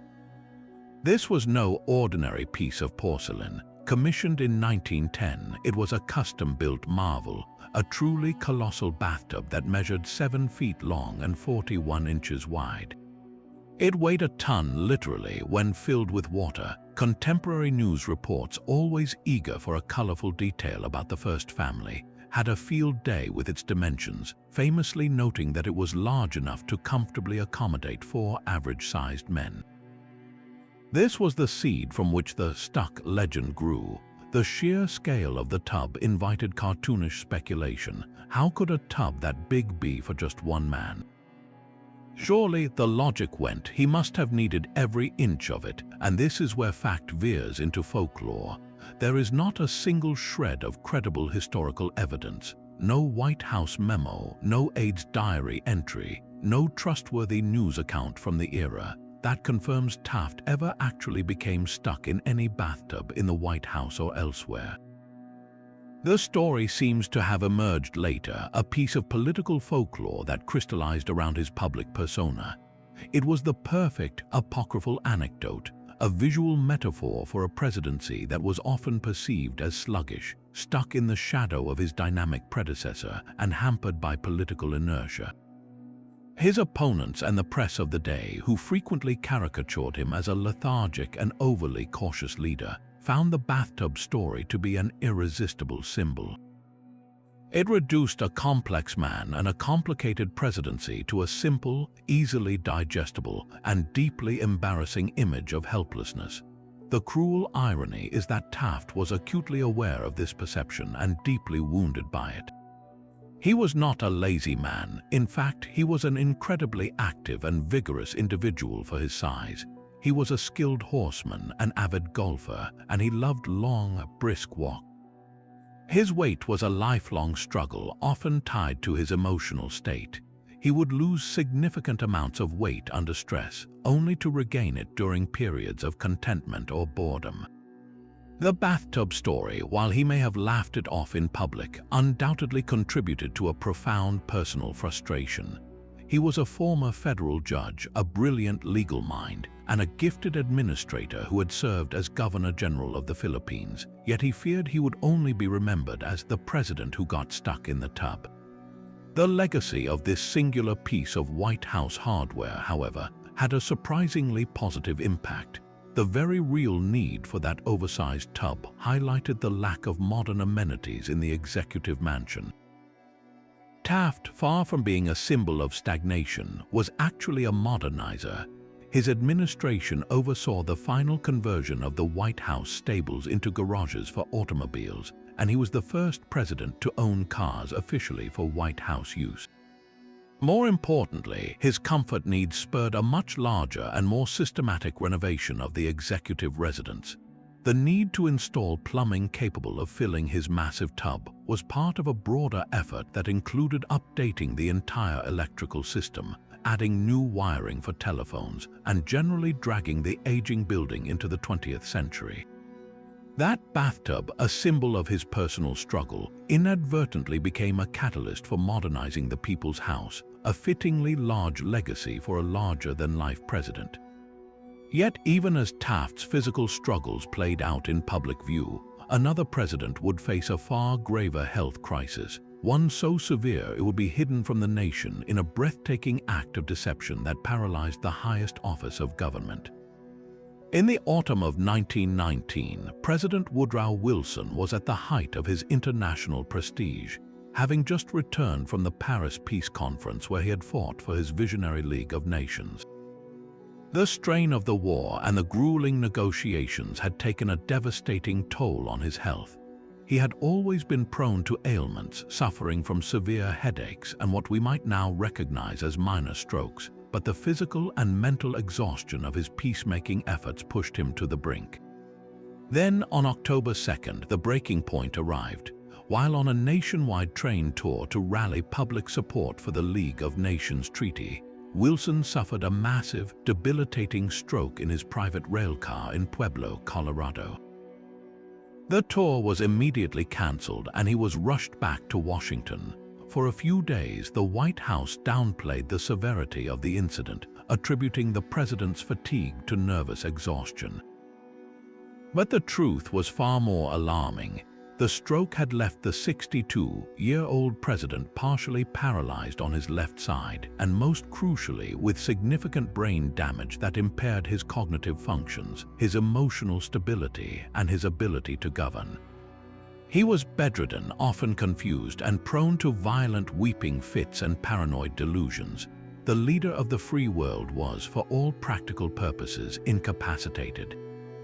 The United States was suddenly without a functioning chief executive in the midst of a fierce national debate over the treaty that would shape the post-war world, and almost no one outside a small inner circle knew about it. What followed was one of the most extraordinary and dangerous constitutional cover-ups in American history, with the president isolated in a darkened second-floor bedroom of the White House. A shadow government took control, led by a person never elected or confirmed to any office, the president's second wife, Edith Bolling Galt Wilson. Together with the president's loyal physician, Dr. Kerry Grayson, and his private secretary, Joseph Tumulty, Edith Wilson made a fateful decision. Convinced that revealing the full extent of her husband's disability would destroy his legacy, crush his spirit, and hand a victory to his political opponents, she chose to conceal the truth. She became the sole gatekeeper to the president, controlling who saw him, what information reached him, and most importantly, what decisions were made in his name. She instituted a system that can only be described as a genteel coup. Cabinet members and senators who requested meetings with the president were often turned away with vague excuses about his need for rest. On the rare occasions they were granted an audience, the meetings were carefully stage-managed. Wilson would be propped up in bed, his paralyzed side hidden by blankets, and Edith would hover nearby, often answering questions for him or cutting the meeting short if he showed signs of fatigue or distress. Important documents and legislative matters were funneled through her. She would review them herself, decide which were important enough to bring to her husband's attention, and then convey his wishes, or, as many historians now believe, her own decisions back to government officials. She later described herself modestly as a mere steward, saying she only carried out her husband's wishes, but her own memos from the period reveal a far more active role. She was effectively the nation's first female president, a secret chief executive making critical decisions on everything from domestic policy to foreign affairs for nearly 18 months. The constitutional implications were staggering. The Constitution's 25th Amendment, which clearly outlines procedures for presidential disability and succession, was still decades away from being ratified. The vague language in Article Roman II provided no clear mechanism for declaring a president unfit to serve. Wilson's vice president, Thomas Marshall, was a genial but timid man who was horrified by the prospect of assuming power. When a group of senators approached him about invoking the constitutional clause that might allow him to become acting president, Marshall famously quipped that he did not want to enter the presidency through a spilled blood scenario. He refused to challenge Edith Wilson's control, leaving a dangerous power vacuum at the heart of the American government. The cover-up had dire consequences for the nation. With no strong executive leadership, the campaign to win Senate ratification for the Treaty of Versailles and the League of Nations foundered and ultimately collapsed. Key legislation stalled. The government drifted without a firm hand at the wheel during a critical period of post-war adjustment. The world's greatest democracy was being run by a shadowy, unelected regency, a secret that was an open secret within the halls of power in Washington but never revealed to the American public. It wasn't until many months later, after Wilson had partially recovered, that the full extent of his incapacity began to leak out, but by then the damage was done. Edith Wilson's devotion to her husband, while understandable on a human level, created a profound constitutional crisis that demonstrated with terrifying clarity just how fragile the American system of government could be when the person in the Oval Office was present in body but absent in mind. Yet for all the secretive drama of the Wilson White House, the administration that followed would plunge the presidency into a different kind of shadow, one defined not by hidden illness but by brazen, old-fashioned corruption on an almost unimaginable scale. If Woodrow Wilson's presidency ended with a whisper, Warren G. Harding's began with a roar of public adoration. He was the very picture of a modern statesman, handsome, genial, with a commanding voice and a newspaper publisher's knack for public relations. He promised a return to normalcy after the turmoil of war and Wilson's idealism, and the American people embraced him for it. He won the 1920 election in a landslide and entered office with immense goodwill. But beneath the polished surface, Harding's presidency was built on a foundation of profound personal weakness and political cronyism. He populated his administration with old friends from his Ohio political machine, a group of men who would become known as the Ohio Gang, and they saw the federal government not as a public trust but as a private piggy bank to be cracked open. The most spectacular and emblematic of their schemes was the Teapot Dome scandal, a name that would forever become synonymous with political graft. The story centers on two vast oil fields that had been set aside by previous administrations for the sole use of the U.S. Navy. These were the Teapot Dome field in Wyoming and the Elk Hills and Buena Vista fields in California. In an era where the world was rapidly converting its navies from coal to oil, these reserves were considered a vital national security asset, a guaranteed source of fuel for the fleet in case of war or emergency. To manage them, Harding appointed his close friend and political supporter, Senator Albert B. Fall of New Mexico, as Secretary of the Interior. In a move that should have raised immediate red flags, Fall convinced Harding to transfer control of these naval oil reserves from the Department of the Navy to his own Department of the Interior. He argued it would lead to more efficient management, but his real intention was far more sinister. Once he had control, Fall proceeded to do the unthinkable. He secretly leased the exclusive drilling rights to these priceless public lands to two private oil magnates, Harry F.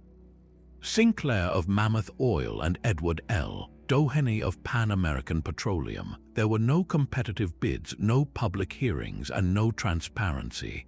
The deals were cut in smoky back rooms hidden from Congress and the public. In return for this incredibly lucrative favor, the oilmen generously loaned Secretary Fall a total of around $400,000 in cash and gifts, a staggering sum equivalent to over $6 million today. The bribes were not subtle. Doheny later admitted he delivered $100,000 in a little black bag simply because Fall said he needed it.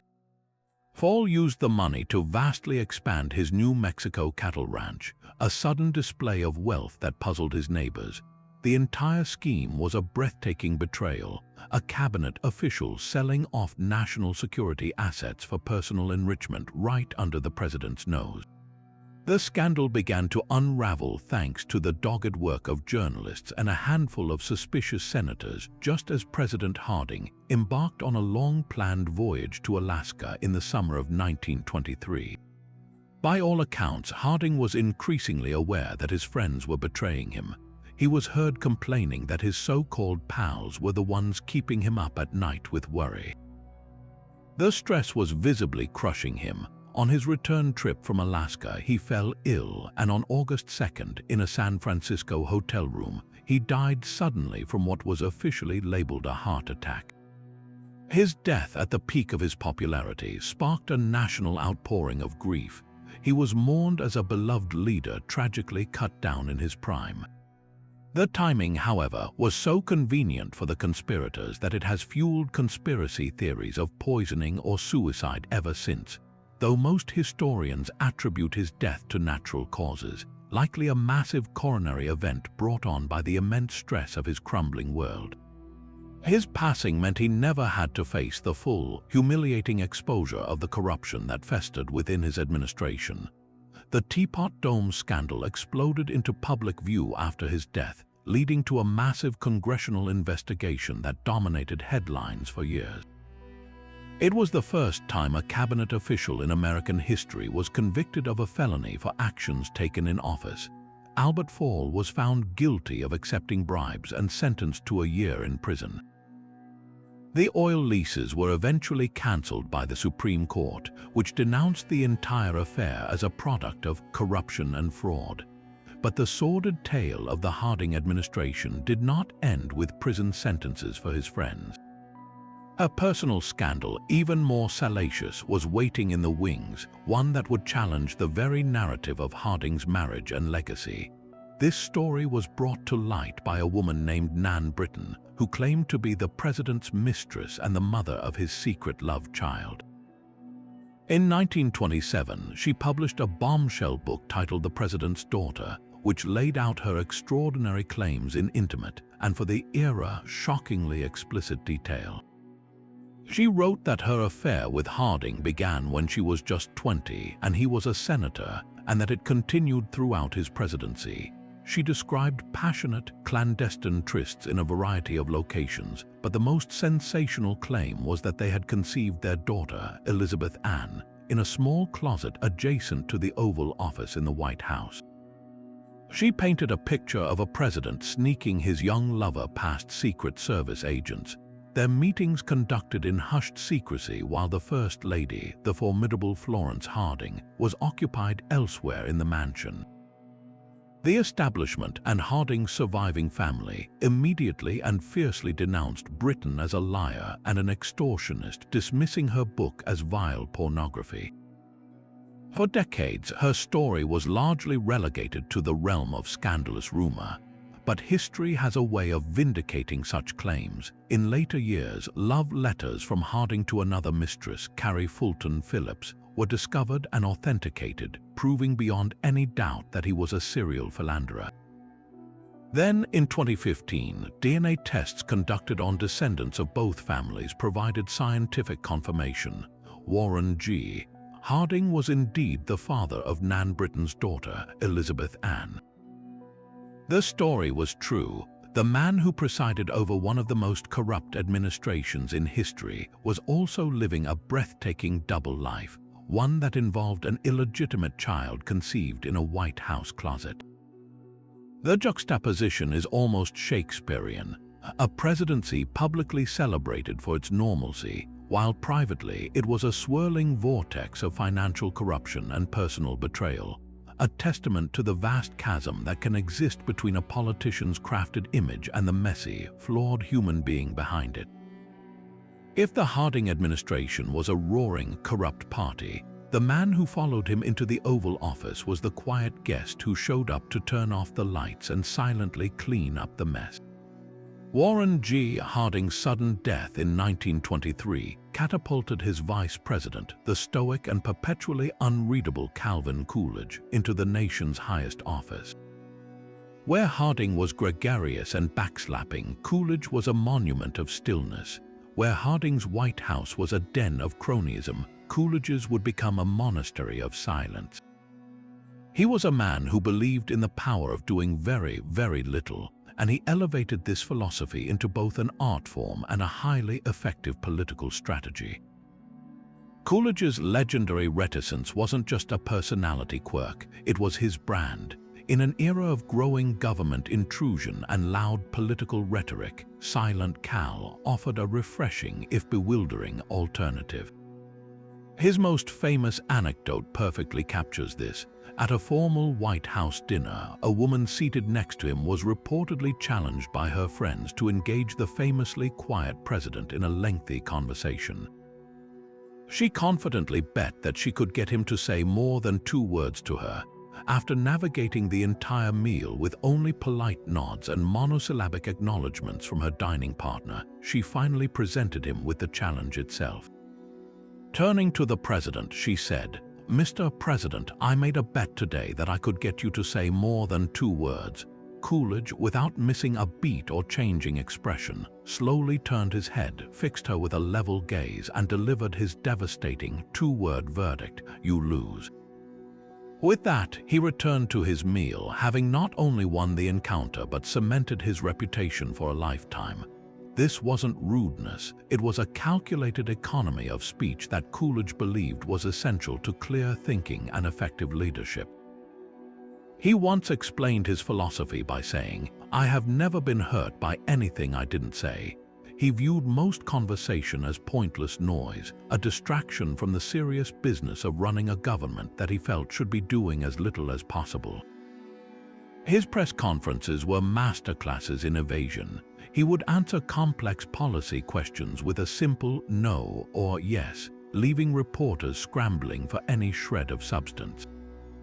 He was so famously uncommunicative that when the famed wit Dorothy Parker was informed that Coolidge had died, she reportedly asked, "How can they tell?" But his silence was only one part of his astonishingly relaxed approach to the presidency. The other was his equally legendary commitment to sleep. Calvin Coolidge adhered to a daily schedule that would make a modern productivity guru weep. He reliably slept 11 hours every night, from 10 o'clock in the evening until 7 or 8 the next morning.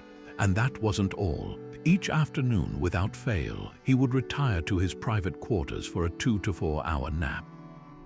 This meant that on any given day, President Coolidge was asleep for an average of 15 hours. He was literally unconscious for more than half of every day. When asked about this remarkable habit, he had a characteristically simple and profound justification. No man ever listened himself out of a job, and the things I never say never get me into trouble. Beneath this seemingly lazy exterior, however, was a sharp political mind that understood the power of perception. His silence and his somnolence were a brilliant political performance in the wake of the noisy, scandal-plagued Harding years. The American people, tired of drama and corruption, saw in Coolidge a man of unwavering stability, integrity, and old-fashioned Yankee thrift. His ability to do nothing, or at least to be seen doing very little, was exactly what the country wanted. He wasn't a passive president, he was a purposeful one. He believed the best thing government could do for a booming economy was to get out of the way, and his own inactivity was a powerful symbol of that belief. He cut taxes, reduced the national debt, and presided over the roaring prosperity of the 1920s, all while giving the impression that he was barely lifting a finger. Calvin Coolidge proved that in politics, sometimes the most powerful statement you can make is to say nothing at all. But the stark hypocrisy of prohibition, the so-called noble experiment, found its most surreal expression not in the speakeasies of Chicago, but in the most exclusive address in Washington, the White House of Herbert Hoover. Here was a president who had publicly championed the 18th Amendment, calling it a great social and economic experiment, noble in motive and far-reaching in purpose. His administration aggressively enforced the Wildest Act, with his prohibition commissioner famously vowing to enforce the law to the last ditch.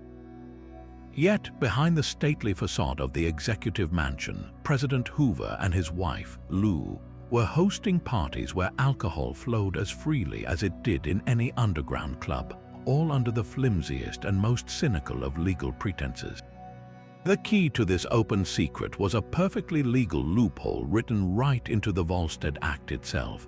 While the manufacture, sale, and transportation of intoxicating beverages were banned, the law contained a specific exemption for alcohol prescribed by a physician and dispensed by a licensed pharmacy. The concept was that whiskey, brandy, and other spirits could still serve a vital medicinal purpose. Of course, in practice, this medicine became the golden ticket for anyone with enough money and the right connections to find a compliant doctor. The Hoovers, with their vast wealth and elite social circle, had the best connections of all. The White House physician was naturally more than willing to write prescriptions for medicinal alcohol for the first family and their distinguished guests. These prescriptions would then be filled at a prestigious Washington pharmacy, and the medicine would be delivered directly to the White House, ready to be administered not for a cough or a cold, but for a toast. These weren't raucous back-alley affairs. They were elegant, sophisticated gatherings for cabinet members, senators, ambassadors, and other powerful figures.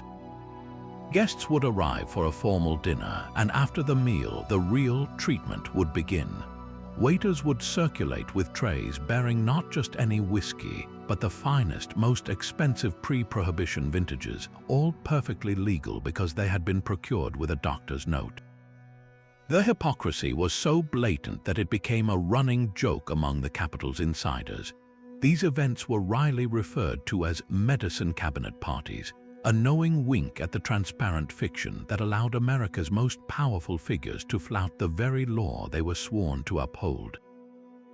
The most stunning part of this arrangement was its sheer normalcy within those gilded walls. For the Hoovers and their guests, this wasn't seen as corruption or law-breaking. It was simply the way things were done. It was a privilege of their class and station, a tacit understanding that laws written for the common man did not necessarily apply to the nation's ruling elite. They had access to the best medicine available, while ordinary citizens across the country were drinking dangerous, sometimes lethal, bathtub gin and moonshine that could cause blindness or paralysis. The divide couldn't have been clearer, one set of rules for the powerful and another far more punishing set for everyone else.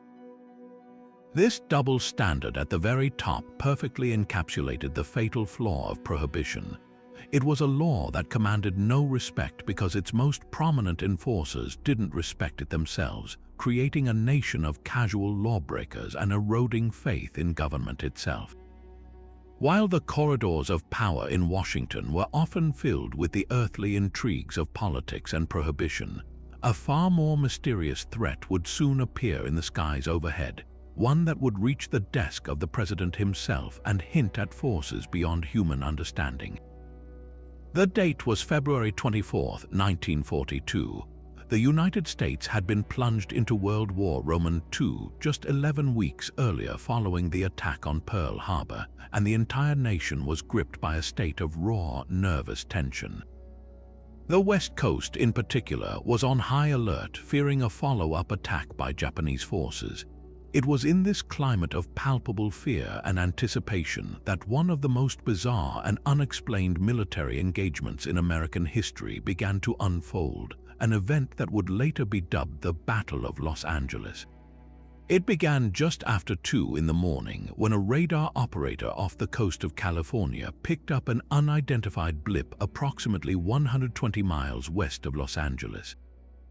Air raid sirens immediately began to wail across the city, triggering a mandatory blackout.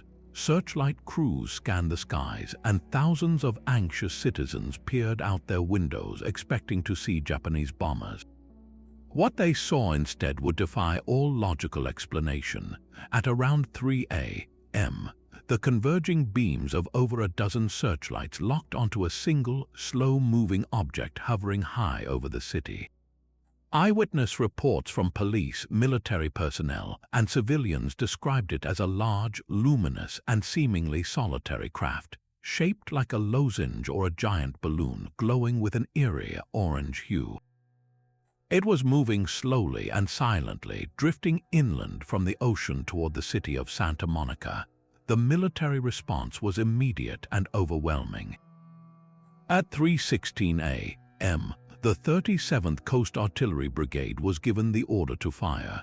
For the next hour, the skies over Los Angeles erupted in a deafening barrage of anti-aircraft fire.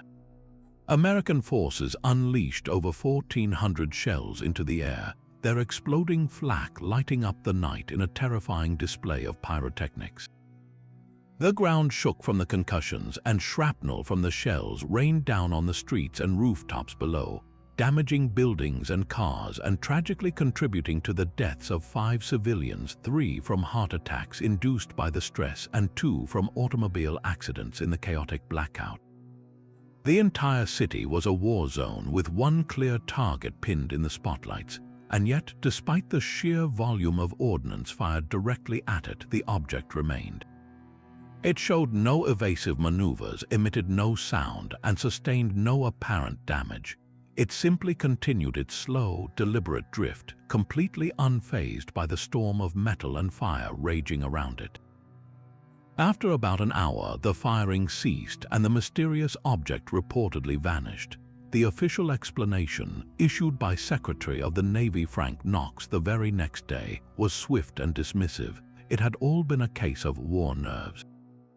He blamed the event on anxious anti-aircraft crews who had been spooked by loose weather balloons and had triggered a massive overreaction. But this explanation satisfied almost no one. The hundreds of thousands of people who had seen the object caught in the searchlights knew what they had witnessed, and it was no weather balloon. The sheer scale and duration of the response, and the fact that not a single piece of enemy aircraft was ever recovered, made the war nerves story seem like a flimsy cover-up. Newspapers ran front-page photos of the object surrounded by searchlight beams and exploding shells, images that are still analyzed by UFO researchers to this day.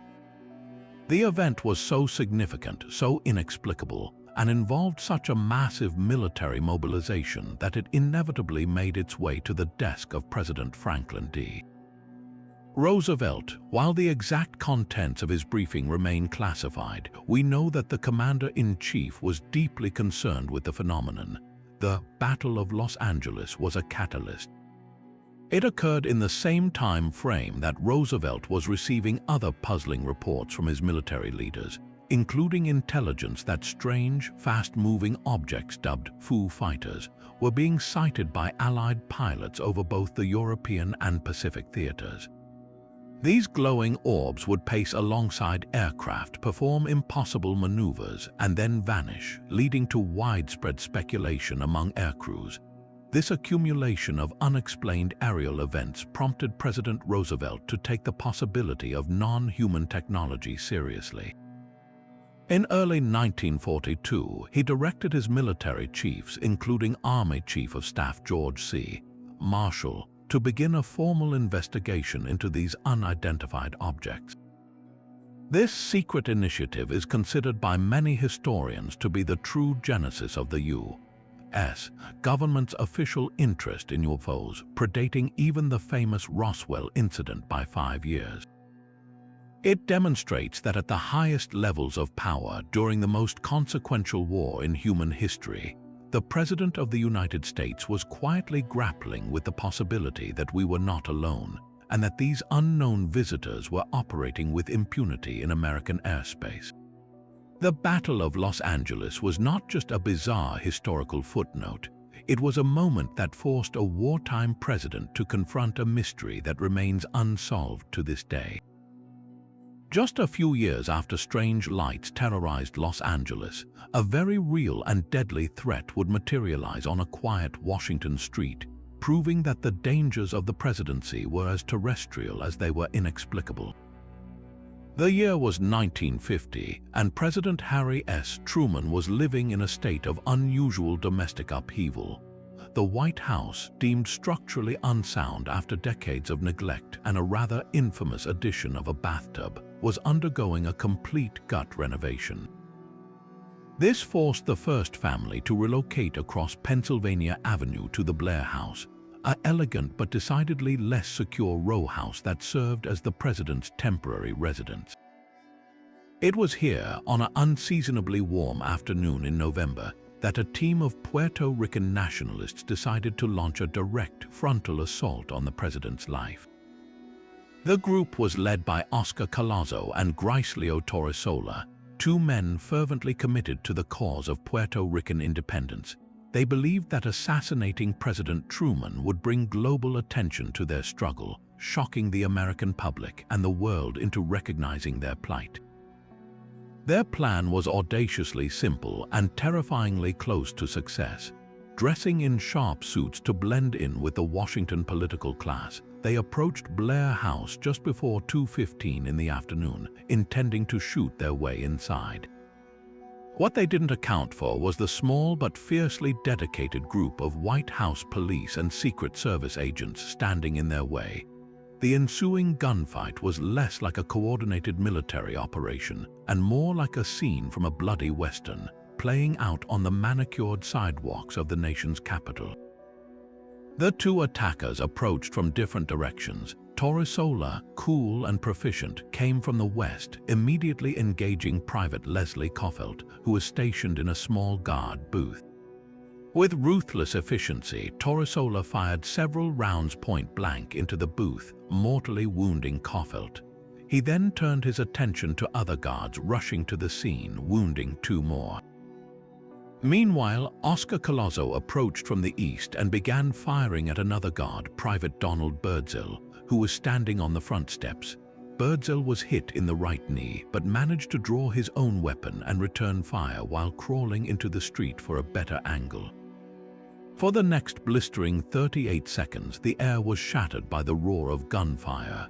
Over 24 shots were exchanged in a chaotic, close-quarters melee. Civilians on the street dove for cover, and the normally placid neighborhood was transformed into a war zone.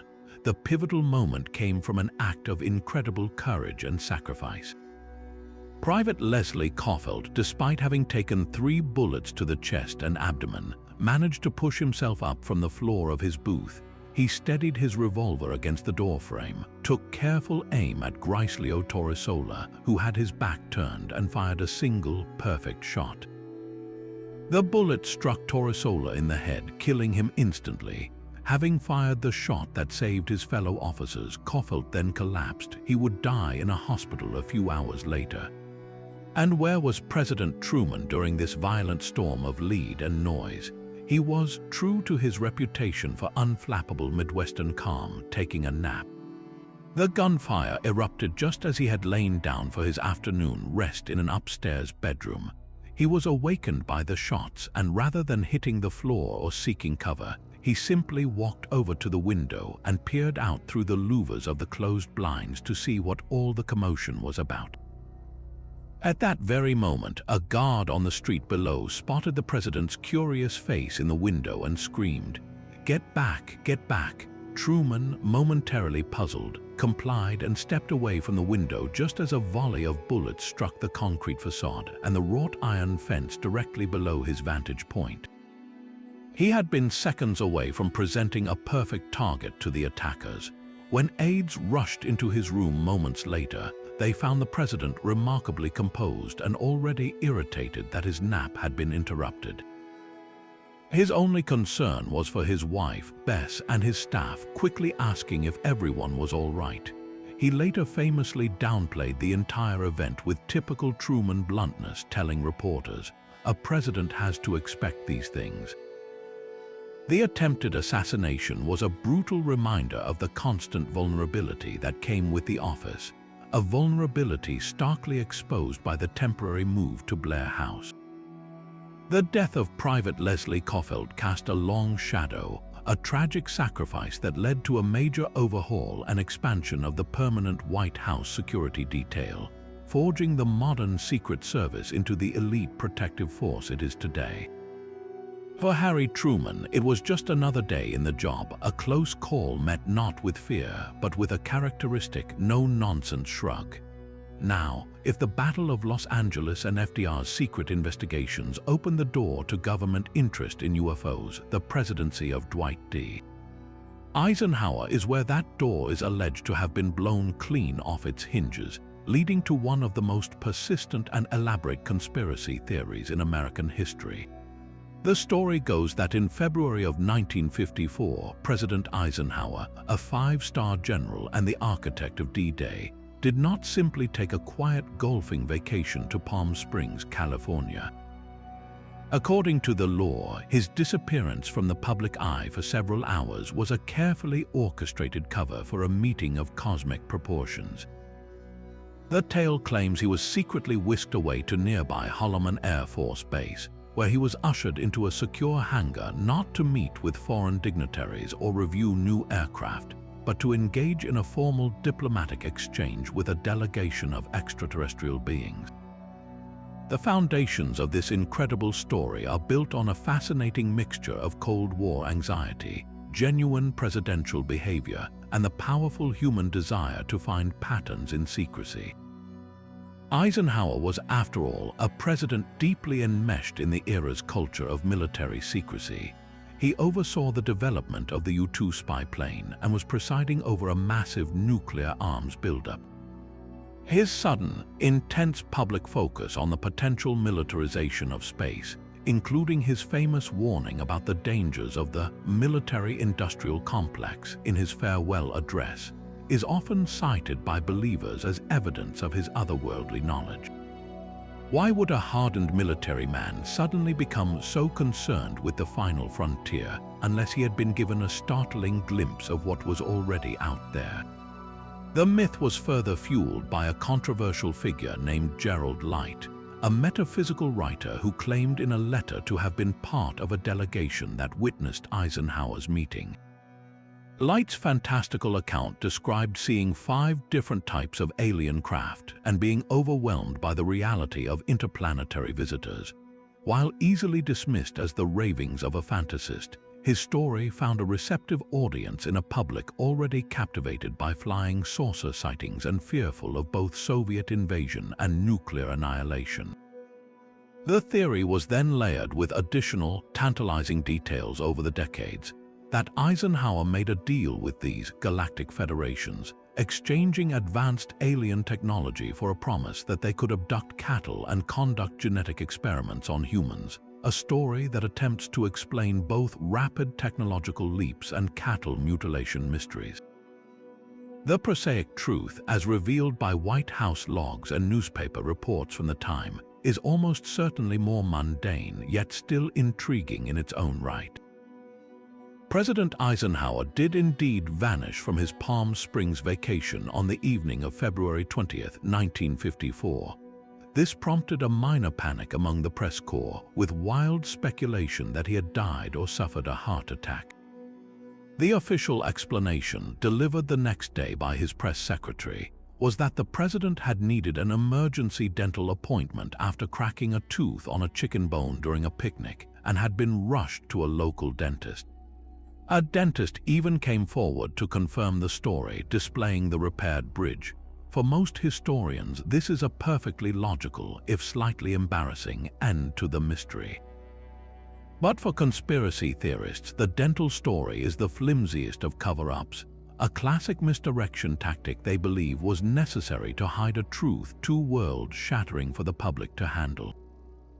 The Eisenhower alien meeting myth endures not because of any concrete evidence, but because it represents the ultimate expression of presidential power during the Cold War, a belief that the man in the Oval Office wasn't just dealing with the Soviets, but was managing secrets of an interstellar nature, making decisions that would shape not just the fate of a nation, but the future of humanity itself. It's a story that turns a cracked tooth into a pivotal moment in cosmic history, proving that when it comes to the presidency, sometimes the wildest fiction can overshadow the simplest fact.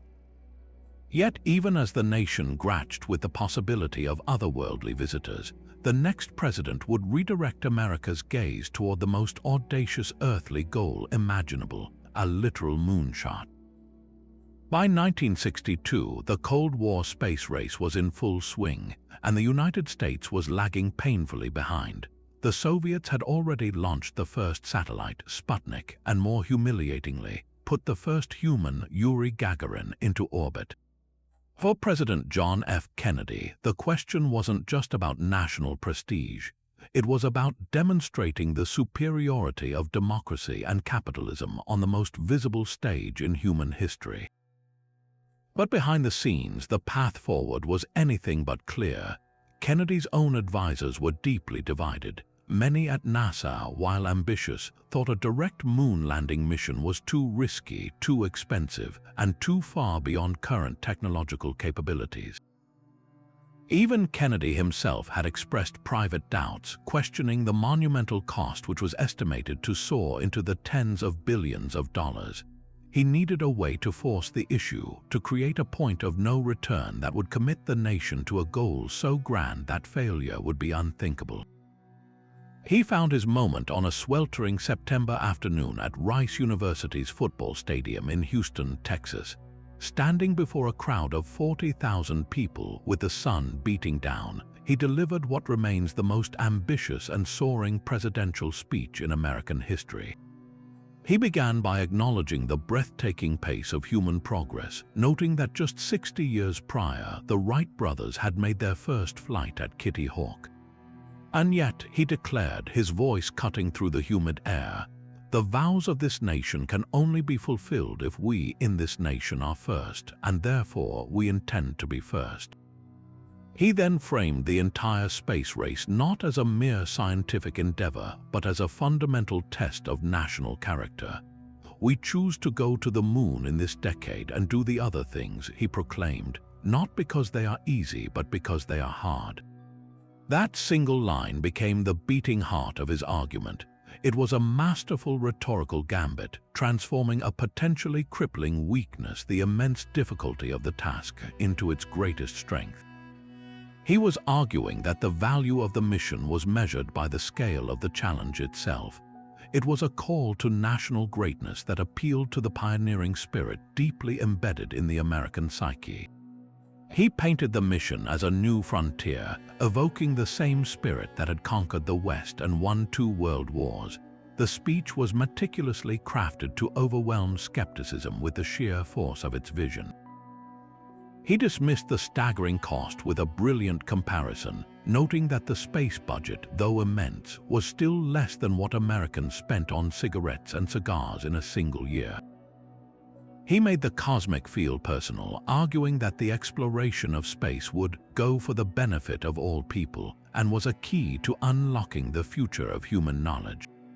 Most importantly, Kennedy's speech at Rice University was a calculated act of political jujitsu.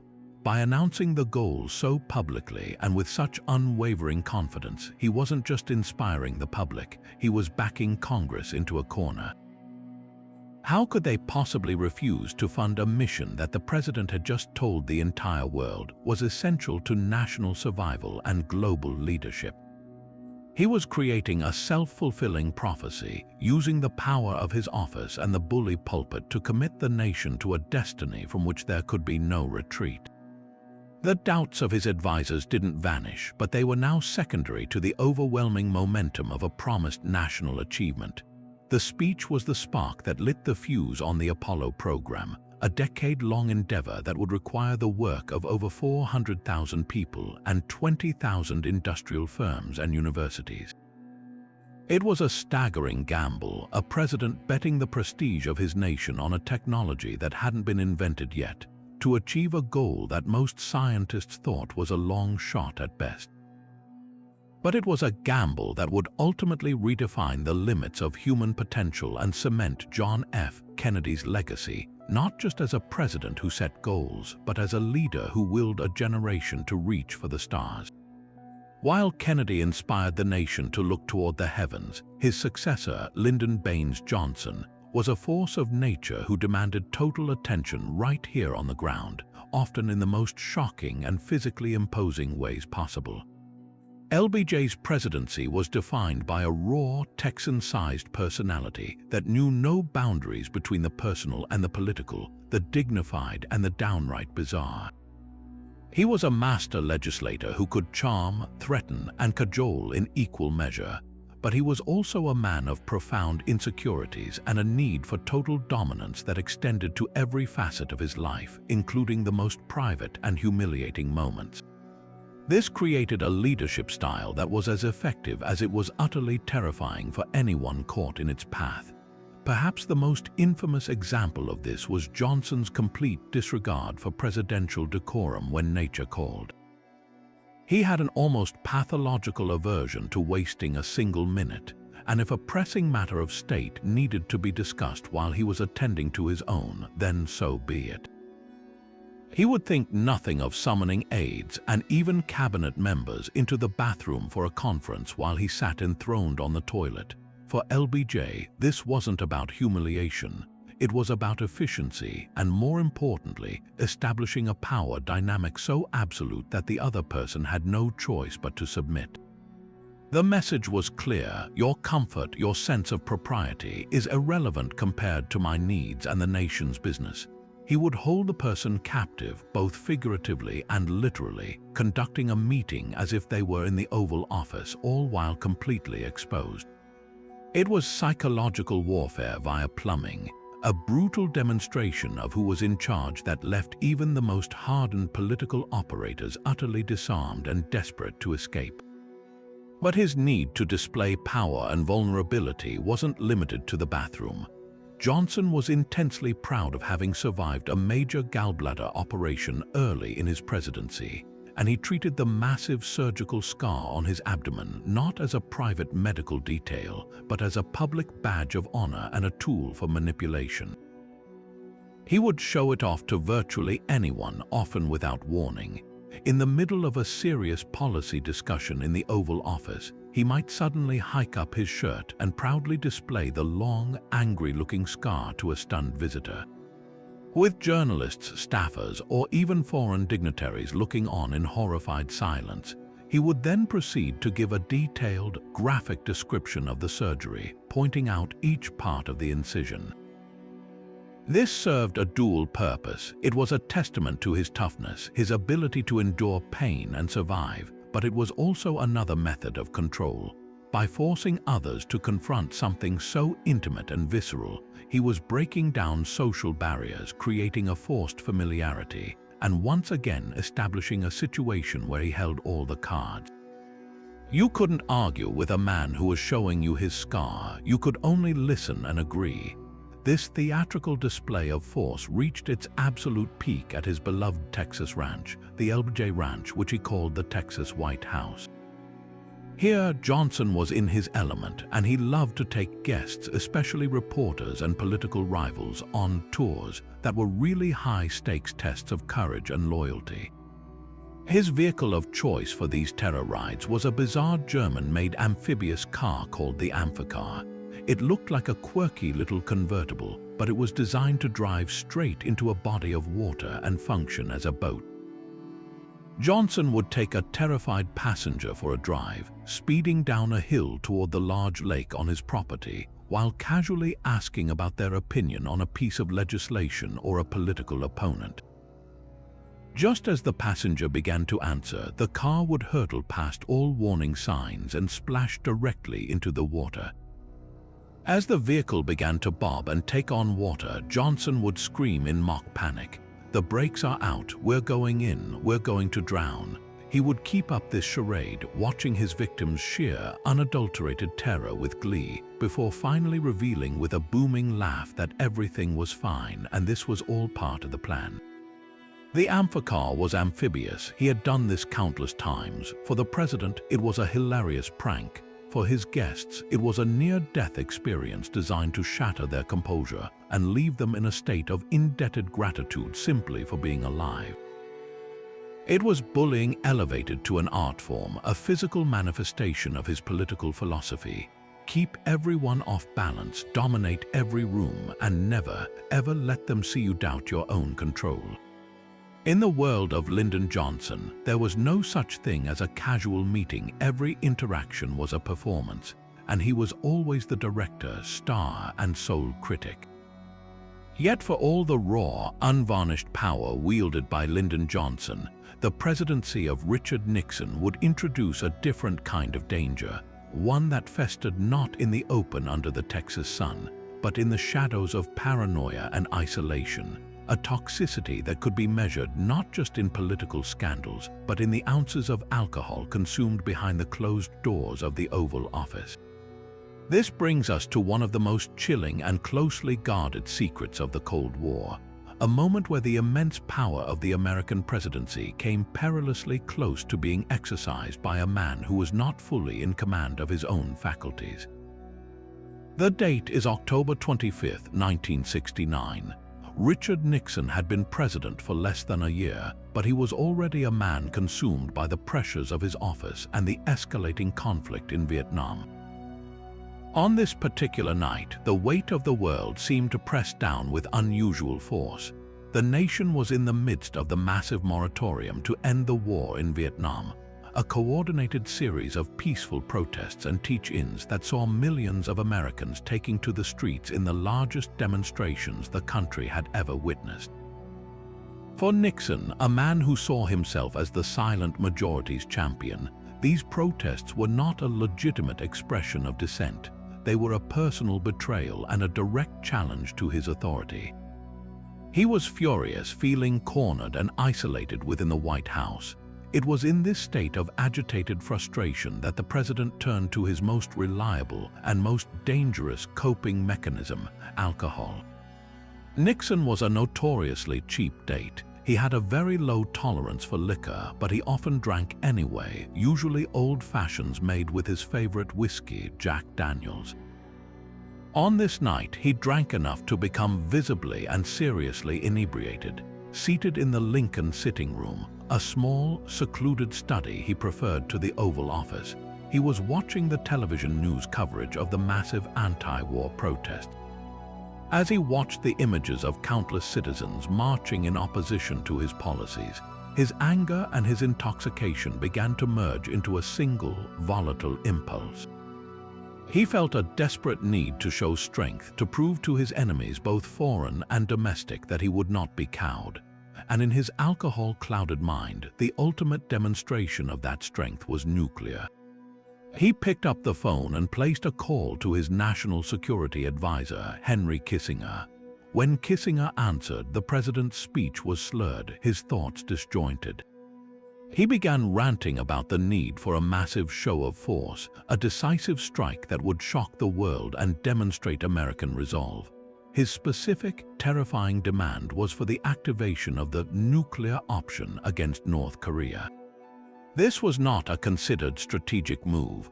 The United States was not in a heightened state of alert with North Korea at that moment. This was the drunken, rambling order of a president who felt humiliated and wanted to lash out in the most devastating way imaginable. He was essentially demanding the start of a new, potentially apocalyptic war, all because of a domestic political protest. On the other end of the line, Henry Kissinger, a man not known for a gentle temperament, displayed a coolness under pressure that may have saved the world from catastrophe. He immediately recognized the state the president was in. Instead of arguing with him or attempting to reason with him directly, a futile effort with a drunk and belligerent commander-in-chief, Kissinger employed a strategy of calm, deliberate delay. He spoke to Nixon in placating, respectful tones, assuring him that he understood his frustration and that the matter would be looked into with the utmost urgency. He used the language of bureaucracy as a shield, promising to get right on it and circle back with the Joint Chiefs, all while having absolutely no intention of executing the insane order. He effectively hung up the phone and did nothing. He quietly alerted key officials at the Pentagon and the National Security Council to stand down and ignore any erratic communications from the White House that night, creating a protective barrier between the president's intoxication and the nation's nuclear arsenal. The incident did not become public knowledge for decades, buried within the secretive archives of the Nixon White House tapes and the memoirs of insiders. But its implications are staggering. It exposes the terrifying fragility of the command and control system at the highest level of government. The entire premise of mutually assured destruction rested on the idea of a rational, calm actor in the Oval Office. Nixon's drunken call revealed that the system's weakest link was not technology or procedure, but human fallibility. It demonstrated that a single bad night, a bottle of whiskey, and a fit of pique could theoretically be enough to trigger a chain of events leading to global annihilation. The fact that it was thwarted was not due to any constitutional safeguard or fail-safe mechanism, but because of the quick thinking and quiet disobedience of one subordinate. Henry Kissinger's actions that night were a necessary betrayal, a violation of the chain of command that preserved global stability. The story of Nixon's drunk dial is perhaps the ultimate argument for the 25th Amendment's provisions on presidential disability, a stark reminder that the most profound danger to the Republic can sometimes come not from a foreign enemy, but from the man in the Oval Office himself, especially when the glass in his hand is full and his grip on reality is not. Of course, the reputation for clumsiness that dogged Gerald Ford throughout his presidency is a fascinating study in how a single narrative, once it takes root in the public consciousness, can become an inescapable reality regardless of the truth. Ford was, by any objective measure, a remarkable athlete. In his youth at the University of Michigan, he was a star center on the football team and even received offers from two professional NFL teams, the Green Bay Packers and the Detroit Lions. He was a skilled golfer and an avid, expert skier well into his middle age. This was not a man prone to tripping over his own feet. Yet, the image that defined him for millions of Americans was that of a bumbling, stumbling oaf, a caricature that was born from a few unfortunate moments, magnified 1,000-fold by a hungry media, and sealed forever by the cutting-edge satire of a new television show called Saturday Night Live. The genesis of this reputation can be traced to a few very public and very human mishaps. In June of 1975, while descending the steps of Air Force One in Salzburg, Austria, his foot slipped on the rain-slicked staircase. The images were undeniably dramatic, the leader of the free world stumbling, catching himself, and then stumbling again before regaining his balance. The press had a field day. Then, later that same year, he took a dramatic spill while skiing in Colorado, a fall that was captured by photographers and splashed across newspapers. To the public, these isolated incidents began to form a pattern. What they failed to see was the context. The Air Force One stairs were notoriously steep and, as mentioned, wet with rain. The ski fall happened on a challenging advanced slope, and any seasoned skier will tell you that taking a tumble is simply part of the sport. But in the world of politics, context is often the first casualty. This burgeoning narrative found its most powerful and enduring amplifier in a young comedian named Chevy Chase. As a cast member on the brand new Saturday Night Live, Chase seized on Ford's growing reputation and turned it into a weekly ritual. Portraying the president as a genial but profoundly clumsy man, Chase would open the show by bursting through a fake podium, stumbling over furniture, and generally collapsing in a heap of limbs, all while delivering the weekly news update with a dopey, unflappable grin. The bit was an instant sensation. It was hilarious, but it was also brutally effective. For a nation still reeling from the cynicism of Watergate, Chase's portrayal offered a less sinister, more laughable version of presidential incompetence. It allowed people to laugh at the presidency itself, to see the man in the Oval Office as a fallible, even foolish figure. The genius of the caricature was that it was rooted in just enough truth, those real televised falls, to feel plausible even as it wildly exaggerated Ford's everyday demeanor. The impact of this satire was profound and deeply unfair. The Gerald Ford that Chevy Chase created became, for many Americans, the only Gerald Ford they knew. The real man's intelligence, his decency, and his significant athletic history were completely erased, replaced by a clumsy cartoon. Political opponents were more than happy to lean into this portrayal, using it to subtly suggest that Ford was not merely physically uncoordinated, but intellectually and politically unprepared for the immense job he held. He was, after all, the only president never elected to either the vice presidency or the presidency itself, having been appointed to replace Spiro Agnew and then ascending after Nixon's resignation. The clumsiness narrative perfectly dovetailed with this underlying criticism of him being an accidental president, a man who was in over his head. To his immense credit, President Ford handled the entire affair with a grace and self-deprecating humor that was truly admirable. He understood the nature of the modern media and the power of comedy. Rather than lash out or appear thin-skinned, he embraced the joke. He famously said that Chevy Chase was so funny he almost busted his gut laughing, and he even allowed himself to be filmed on occasion gently tripping on a curb or pretending to fumble a golf ball for the cameras. This ability to laugh at himself disarmed his critics and revealed a fundamental personal security. He knew who he was, and a television sketch couldn't change that. The tragic irony of the entire clumsy Ford saga is that it completely overshadowed the single most courageous physical act of his presidency. In September of 1975, not 3 months after that stumble in Austria, he survived 2 separate assassination attempts within 17 days in California. In both instances, he displayed incredible physical poise and courage under fire, refusing to panic and allowing his Secret Service detail to do their job.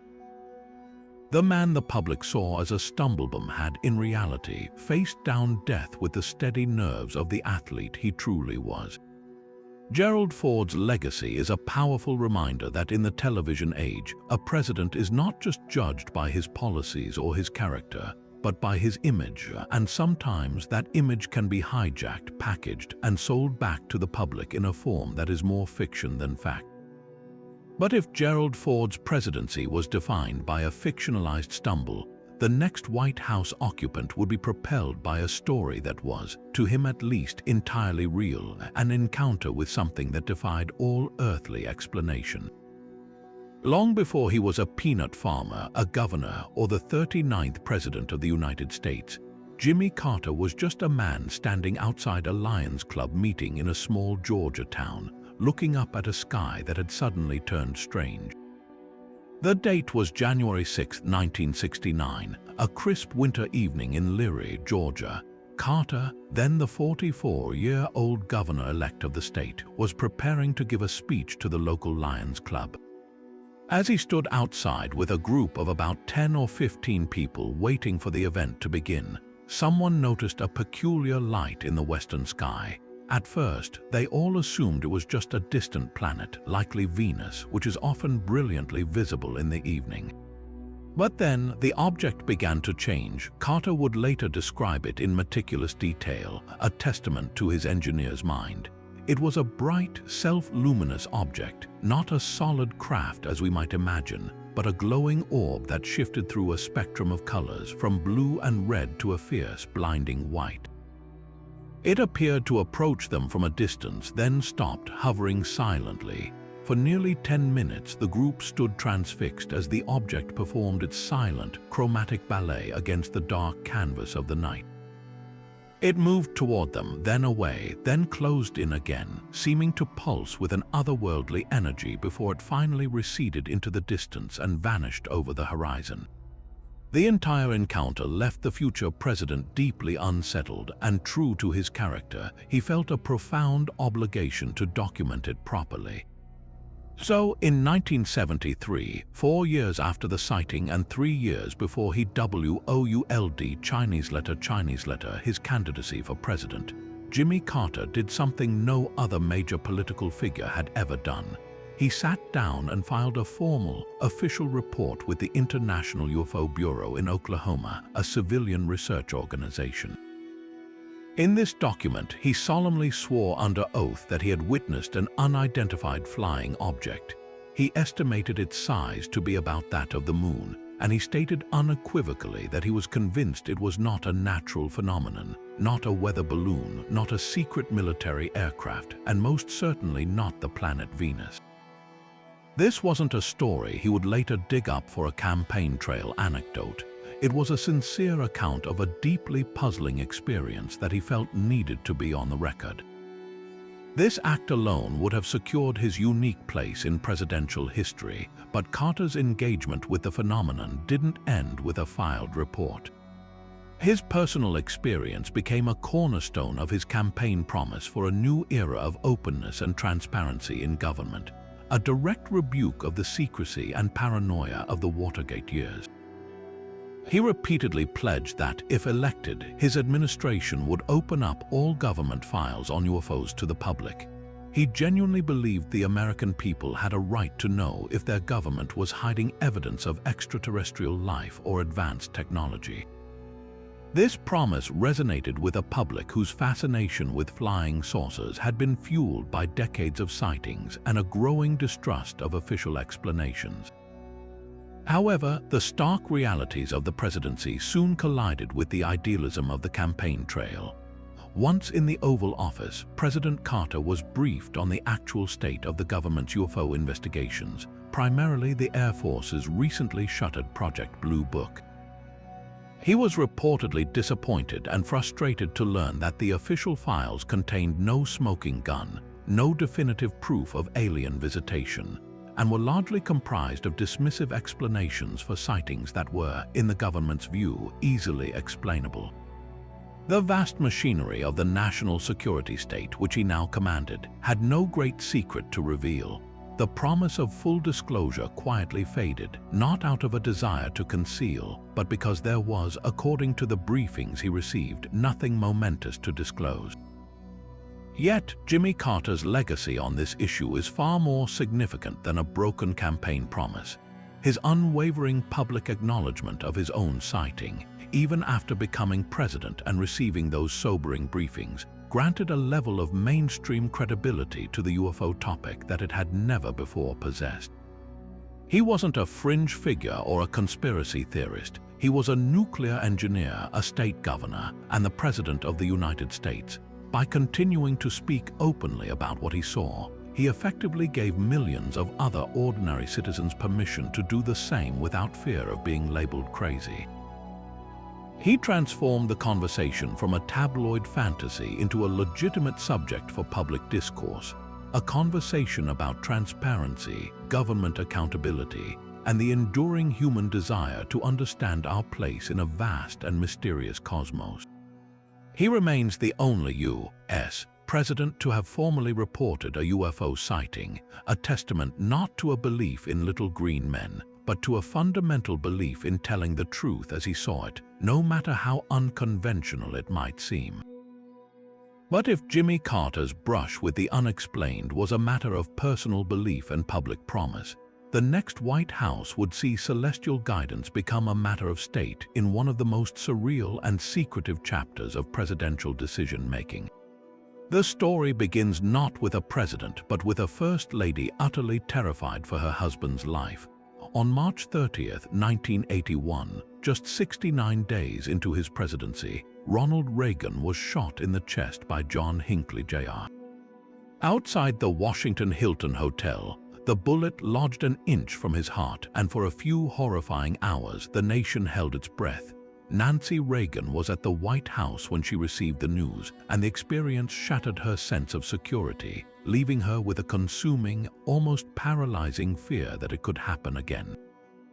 In this state of profound vulnerability, she turned to an unlikely source for comfort and control: the stars. She didn't have to look far.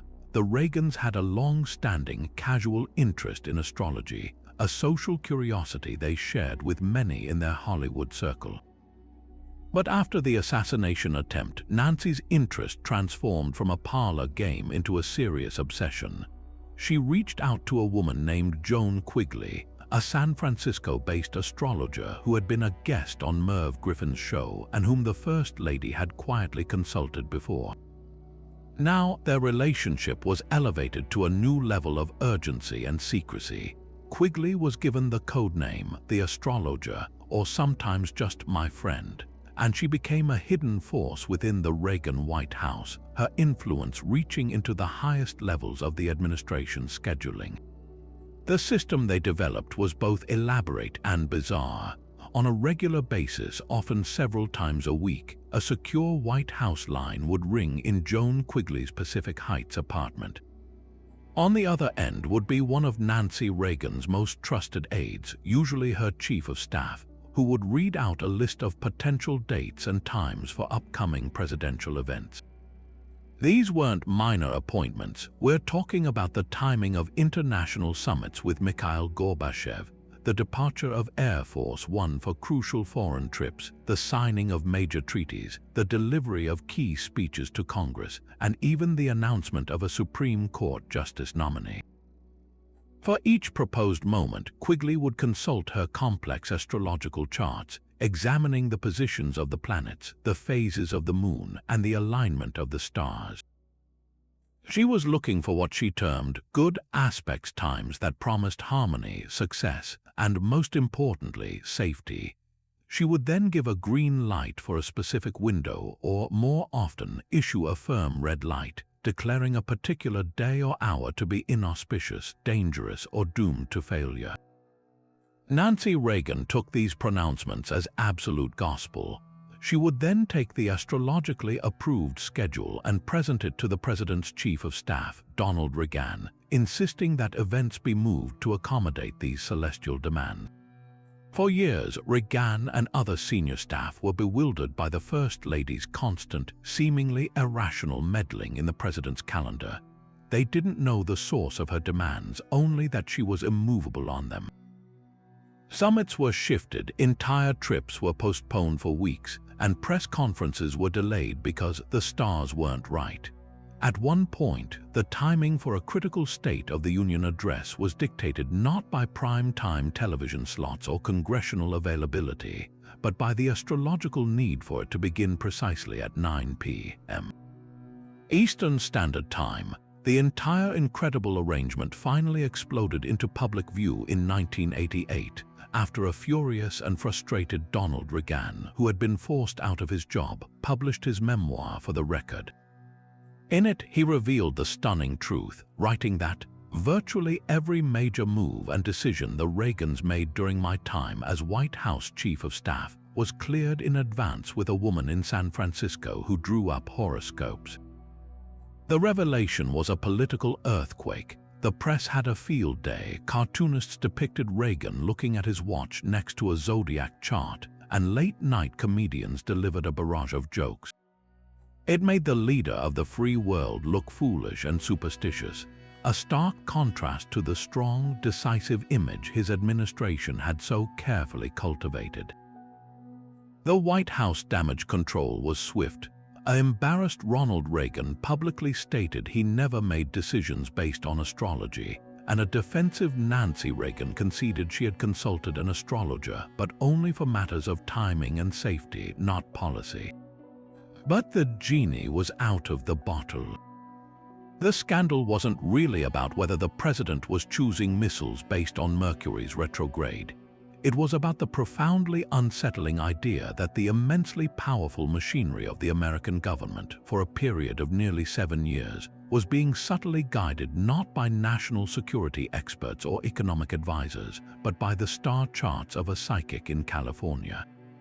It was a story about the collision between Cold War power and ancient belief, a testament to how fear can drive even the most powerful people to seek control in the most unexpected places, and a lasting reminder that sometimes the most powerful person in the room isn't the president or the first lady, but the person who claims to read the heavens.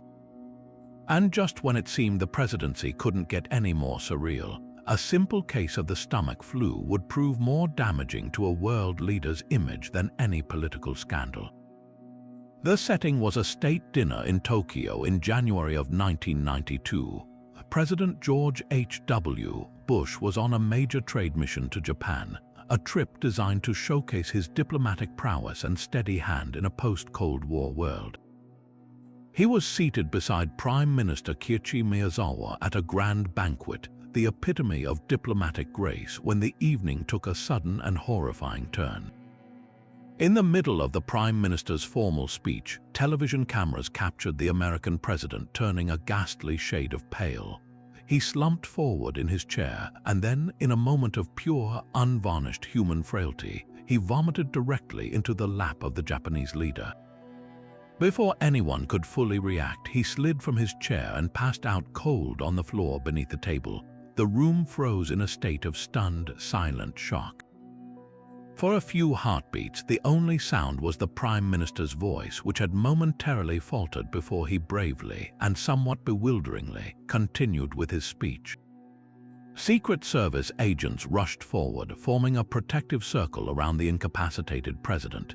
They helped a disoriented and deeply embarrassed Bush to his feet and swiftly escorted him from the room. The official explanation was swift: a sudden and violent bout of stomach flu. The White House press team did their best to downplay the incident, but the damage was already done.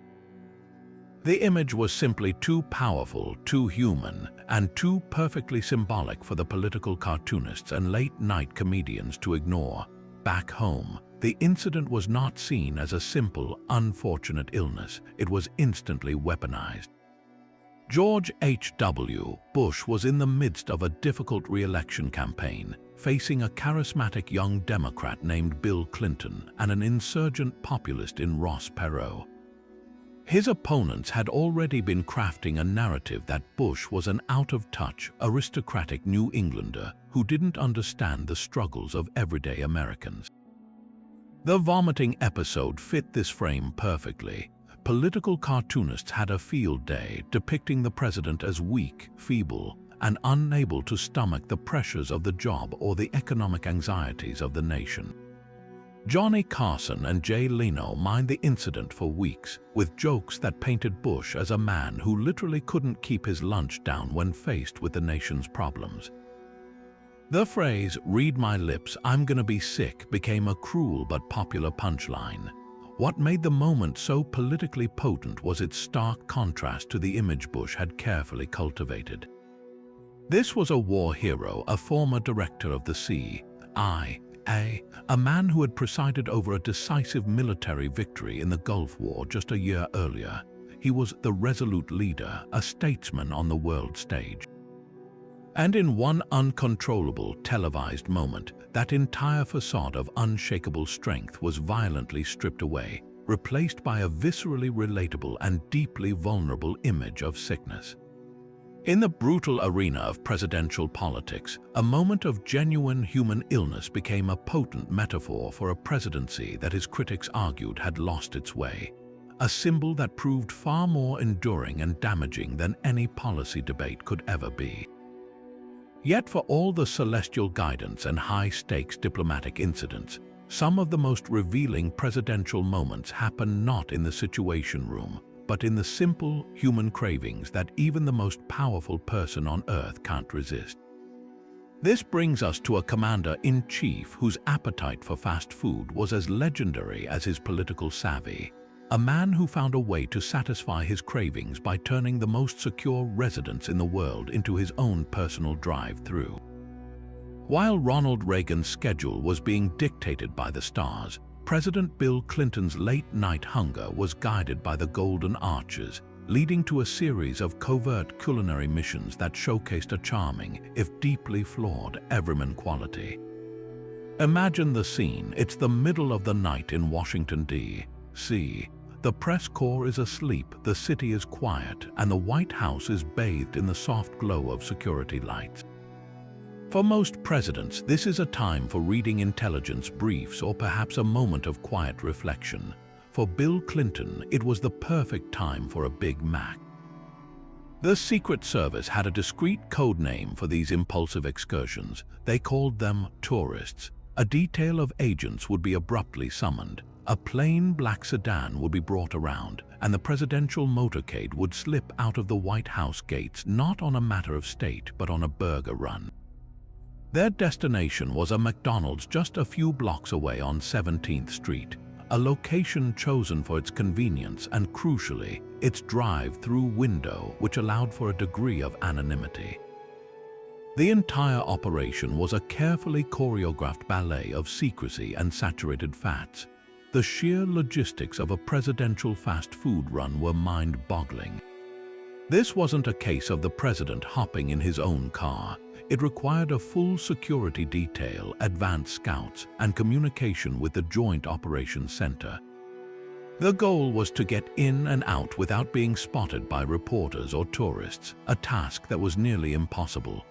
On at least one famous occasion, a sharp-eyed AP photographer caught a glimpse of the commander-in-chief's distinctive silver hair in the back of a tinted window sedan as it pulled up to the drive-through intercom. The resulting photo became an instant sensation, a hilarious and deeply human contrast to the usual images of presidential power. Clinton's order was always the same: 2 Big Macs, 2 orders of fries, and a chocolate shake. It was a meal that would make any cardiologist weep, but for Clinton, it was a taste of normalcy, a brief escape from the relentless fishbowl of White House life and the strict, healthy diets insisted upon by the First Lady. These secret excursions were a perfect metaphor for the Clinton presidency itself: brilliant, undisciplined, charming, and constantly skirting the rules. On one hand, they were a masterclass in public relations. The image of the president sneaking out for a burger was political gold, reinforcing his man from hope persona as a regular guy who just happened to have the nuclear codes. It was a folksy, relatable counterpoint to his renowned intellect and political skill. But on the other hand, these midnight runs revealed a profound lack of self-discipline, a character trait that would eventually manifest in far more serious and damaging ways. The same impulsive need for immediate gratification that drove him to a drive-through would later lead him into the reckless personal behavior that resulted in his impeachment.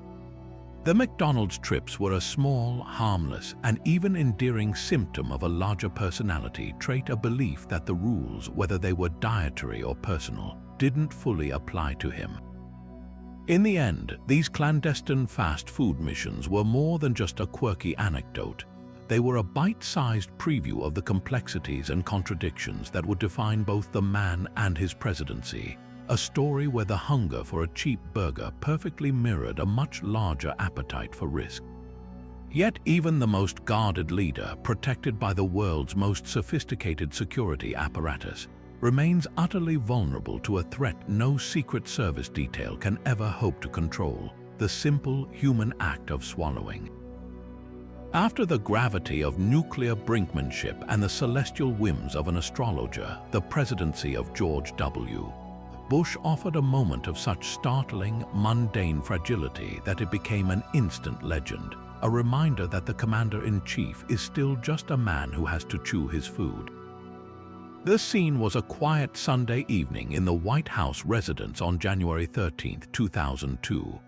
The nation was still reeling from the trauma of the September 11th attacks just 4 months prior, and President Bush had become the unwavering symbol of American resolve, a leader projecting strength and certainty during the most uncertain of times.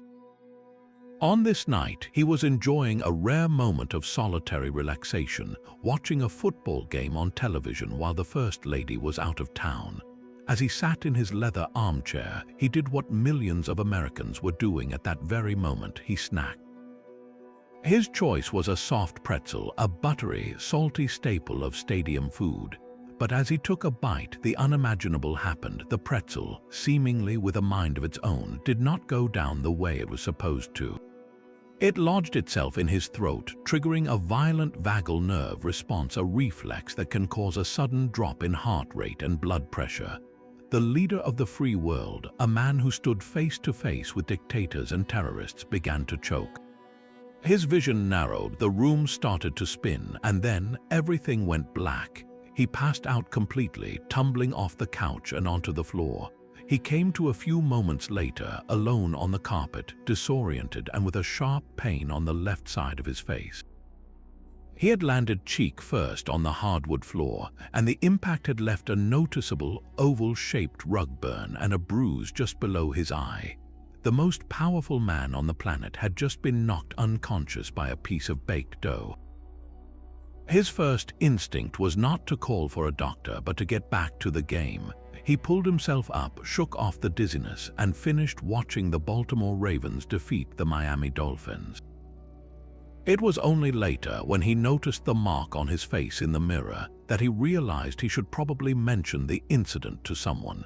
He casually informed his chief of staff, Andy Card, about the event the next morning, treating it like a minor curiosity rather than a medical emergency. When the White House press corps was briefed on the president's mysterious facial injury, the explanation they received was so bizarre, so utterly absurd, that it initially defied belief. The resulting media frenzy was a spectacle of pure, unadulterated satire. Late-night comedians, newspaper cartoonists, and cable news pundits feasted on the story with a gusto usually reserved for major political scandals. Jay Leno quipped, "The pretzel was immediately taken into custody and interrogated. They're trying to find out if it has any ties to the Taliban." David Letterman joked about the new White House dietary advisory: "No more pretzels until they can be properly disarmed." The incident was a gift from the comedy gods, a perfectly packaged anecdote that perfectly captured the strange, surreal nature of modern presidential life, where a leader's every move, even his failed ones, is instantly global news. But beneath the wave of mockery lay a much more serious and poignant undercurrent. For a nation still deeply on edge, the image of the president passed out on the floor alone was deeply unsettling. It wasn't just funny, it was frightening. It highlighted a profound and terrifying vulnerability. If a pretzel could take down the most protected person in America, what did that mean for the rest of us? The incident sparked a serious national conversation about presidential safety and health protocols, even in the most private moments. It led to questions about why the president was ever truly alone, and whether the medical alert system in the residence was adequate. The pretzel choke wasn't just a joke, it was a stark, if silly, reminder of our shared human frailty, a moment when the grand stage of the presidency was suddenly and violently reduced to the size of a living room rug. And so, we've journeyed from misfiring pistols on the Capitol steps to whispered conversations with the dead, from a president choked by a pretzel to another ordering a nuclear strike while drunk. We've seen White House bathtubs that held entire administrations and others that nearly killed them. We've watched leaders guided by the stars, others hunted by their own nightmares, and one who literally sold the furniture out from under the nation's most famous address. These 33 stories are more than just a collection of strange anecdotes and bizarre footnotes. They are a powerful reminder that the Oval Office, for all its immense power and solemn tradition, has always been occupied by deeply, irrevocably human beings. They are men of towering ego and profound insecurity, of brilliant foresight and staggering foolishness, capable of superhuman courage one moment and childish petulance the next. These wild moments don't diminish the presidency, they contextualize it. They pull back the heavy velvet curtain of history to show us the person behind the portrait, the raw, unscripted, and often flawed individual grappling with pressures we can scarcely imagine. They prove that history is not a predestined march of inevitable events, but a chaotic and unpredictable river, its course altered by a misstep, a sudden illness, a strange light in the sky, or a poorly timed bite of a pretzel.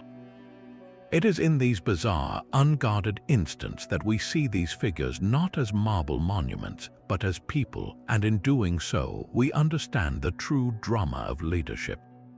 It is a constant, high-stakes battle between human nature and the weight of history. So, which of these moments shocked you the most? Was it the brutal medical ignorance that killed a president, the secret cancer surgery on a yacht, or the First Lady running a shadow government from her husband's sick room? Did the drunken inauguration or the extraterrestrial diplomacy leave you more astonished? Let us know your thoughts in the comments below. We love hearing from you. And if you enjoyed this dive into the unpredictable heart of American history, make sure to subscribe and hit that notification bell. We've got plenty more bizarre stories, forgotten scandals, and unbelievable facts coming your way. Thanks for watching.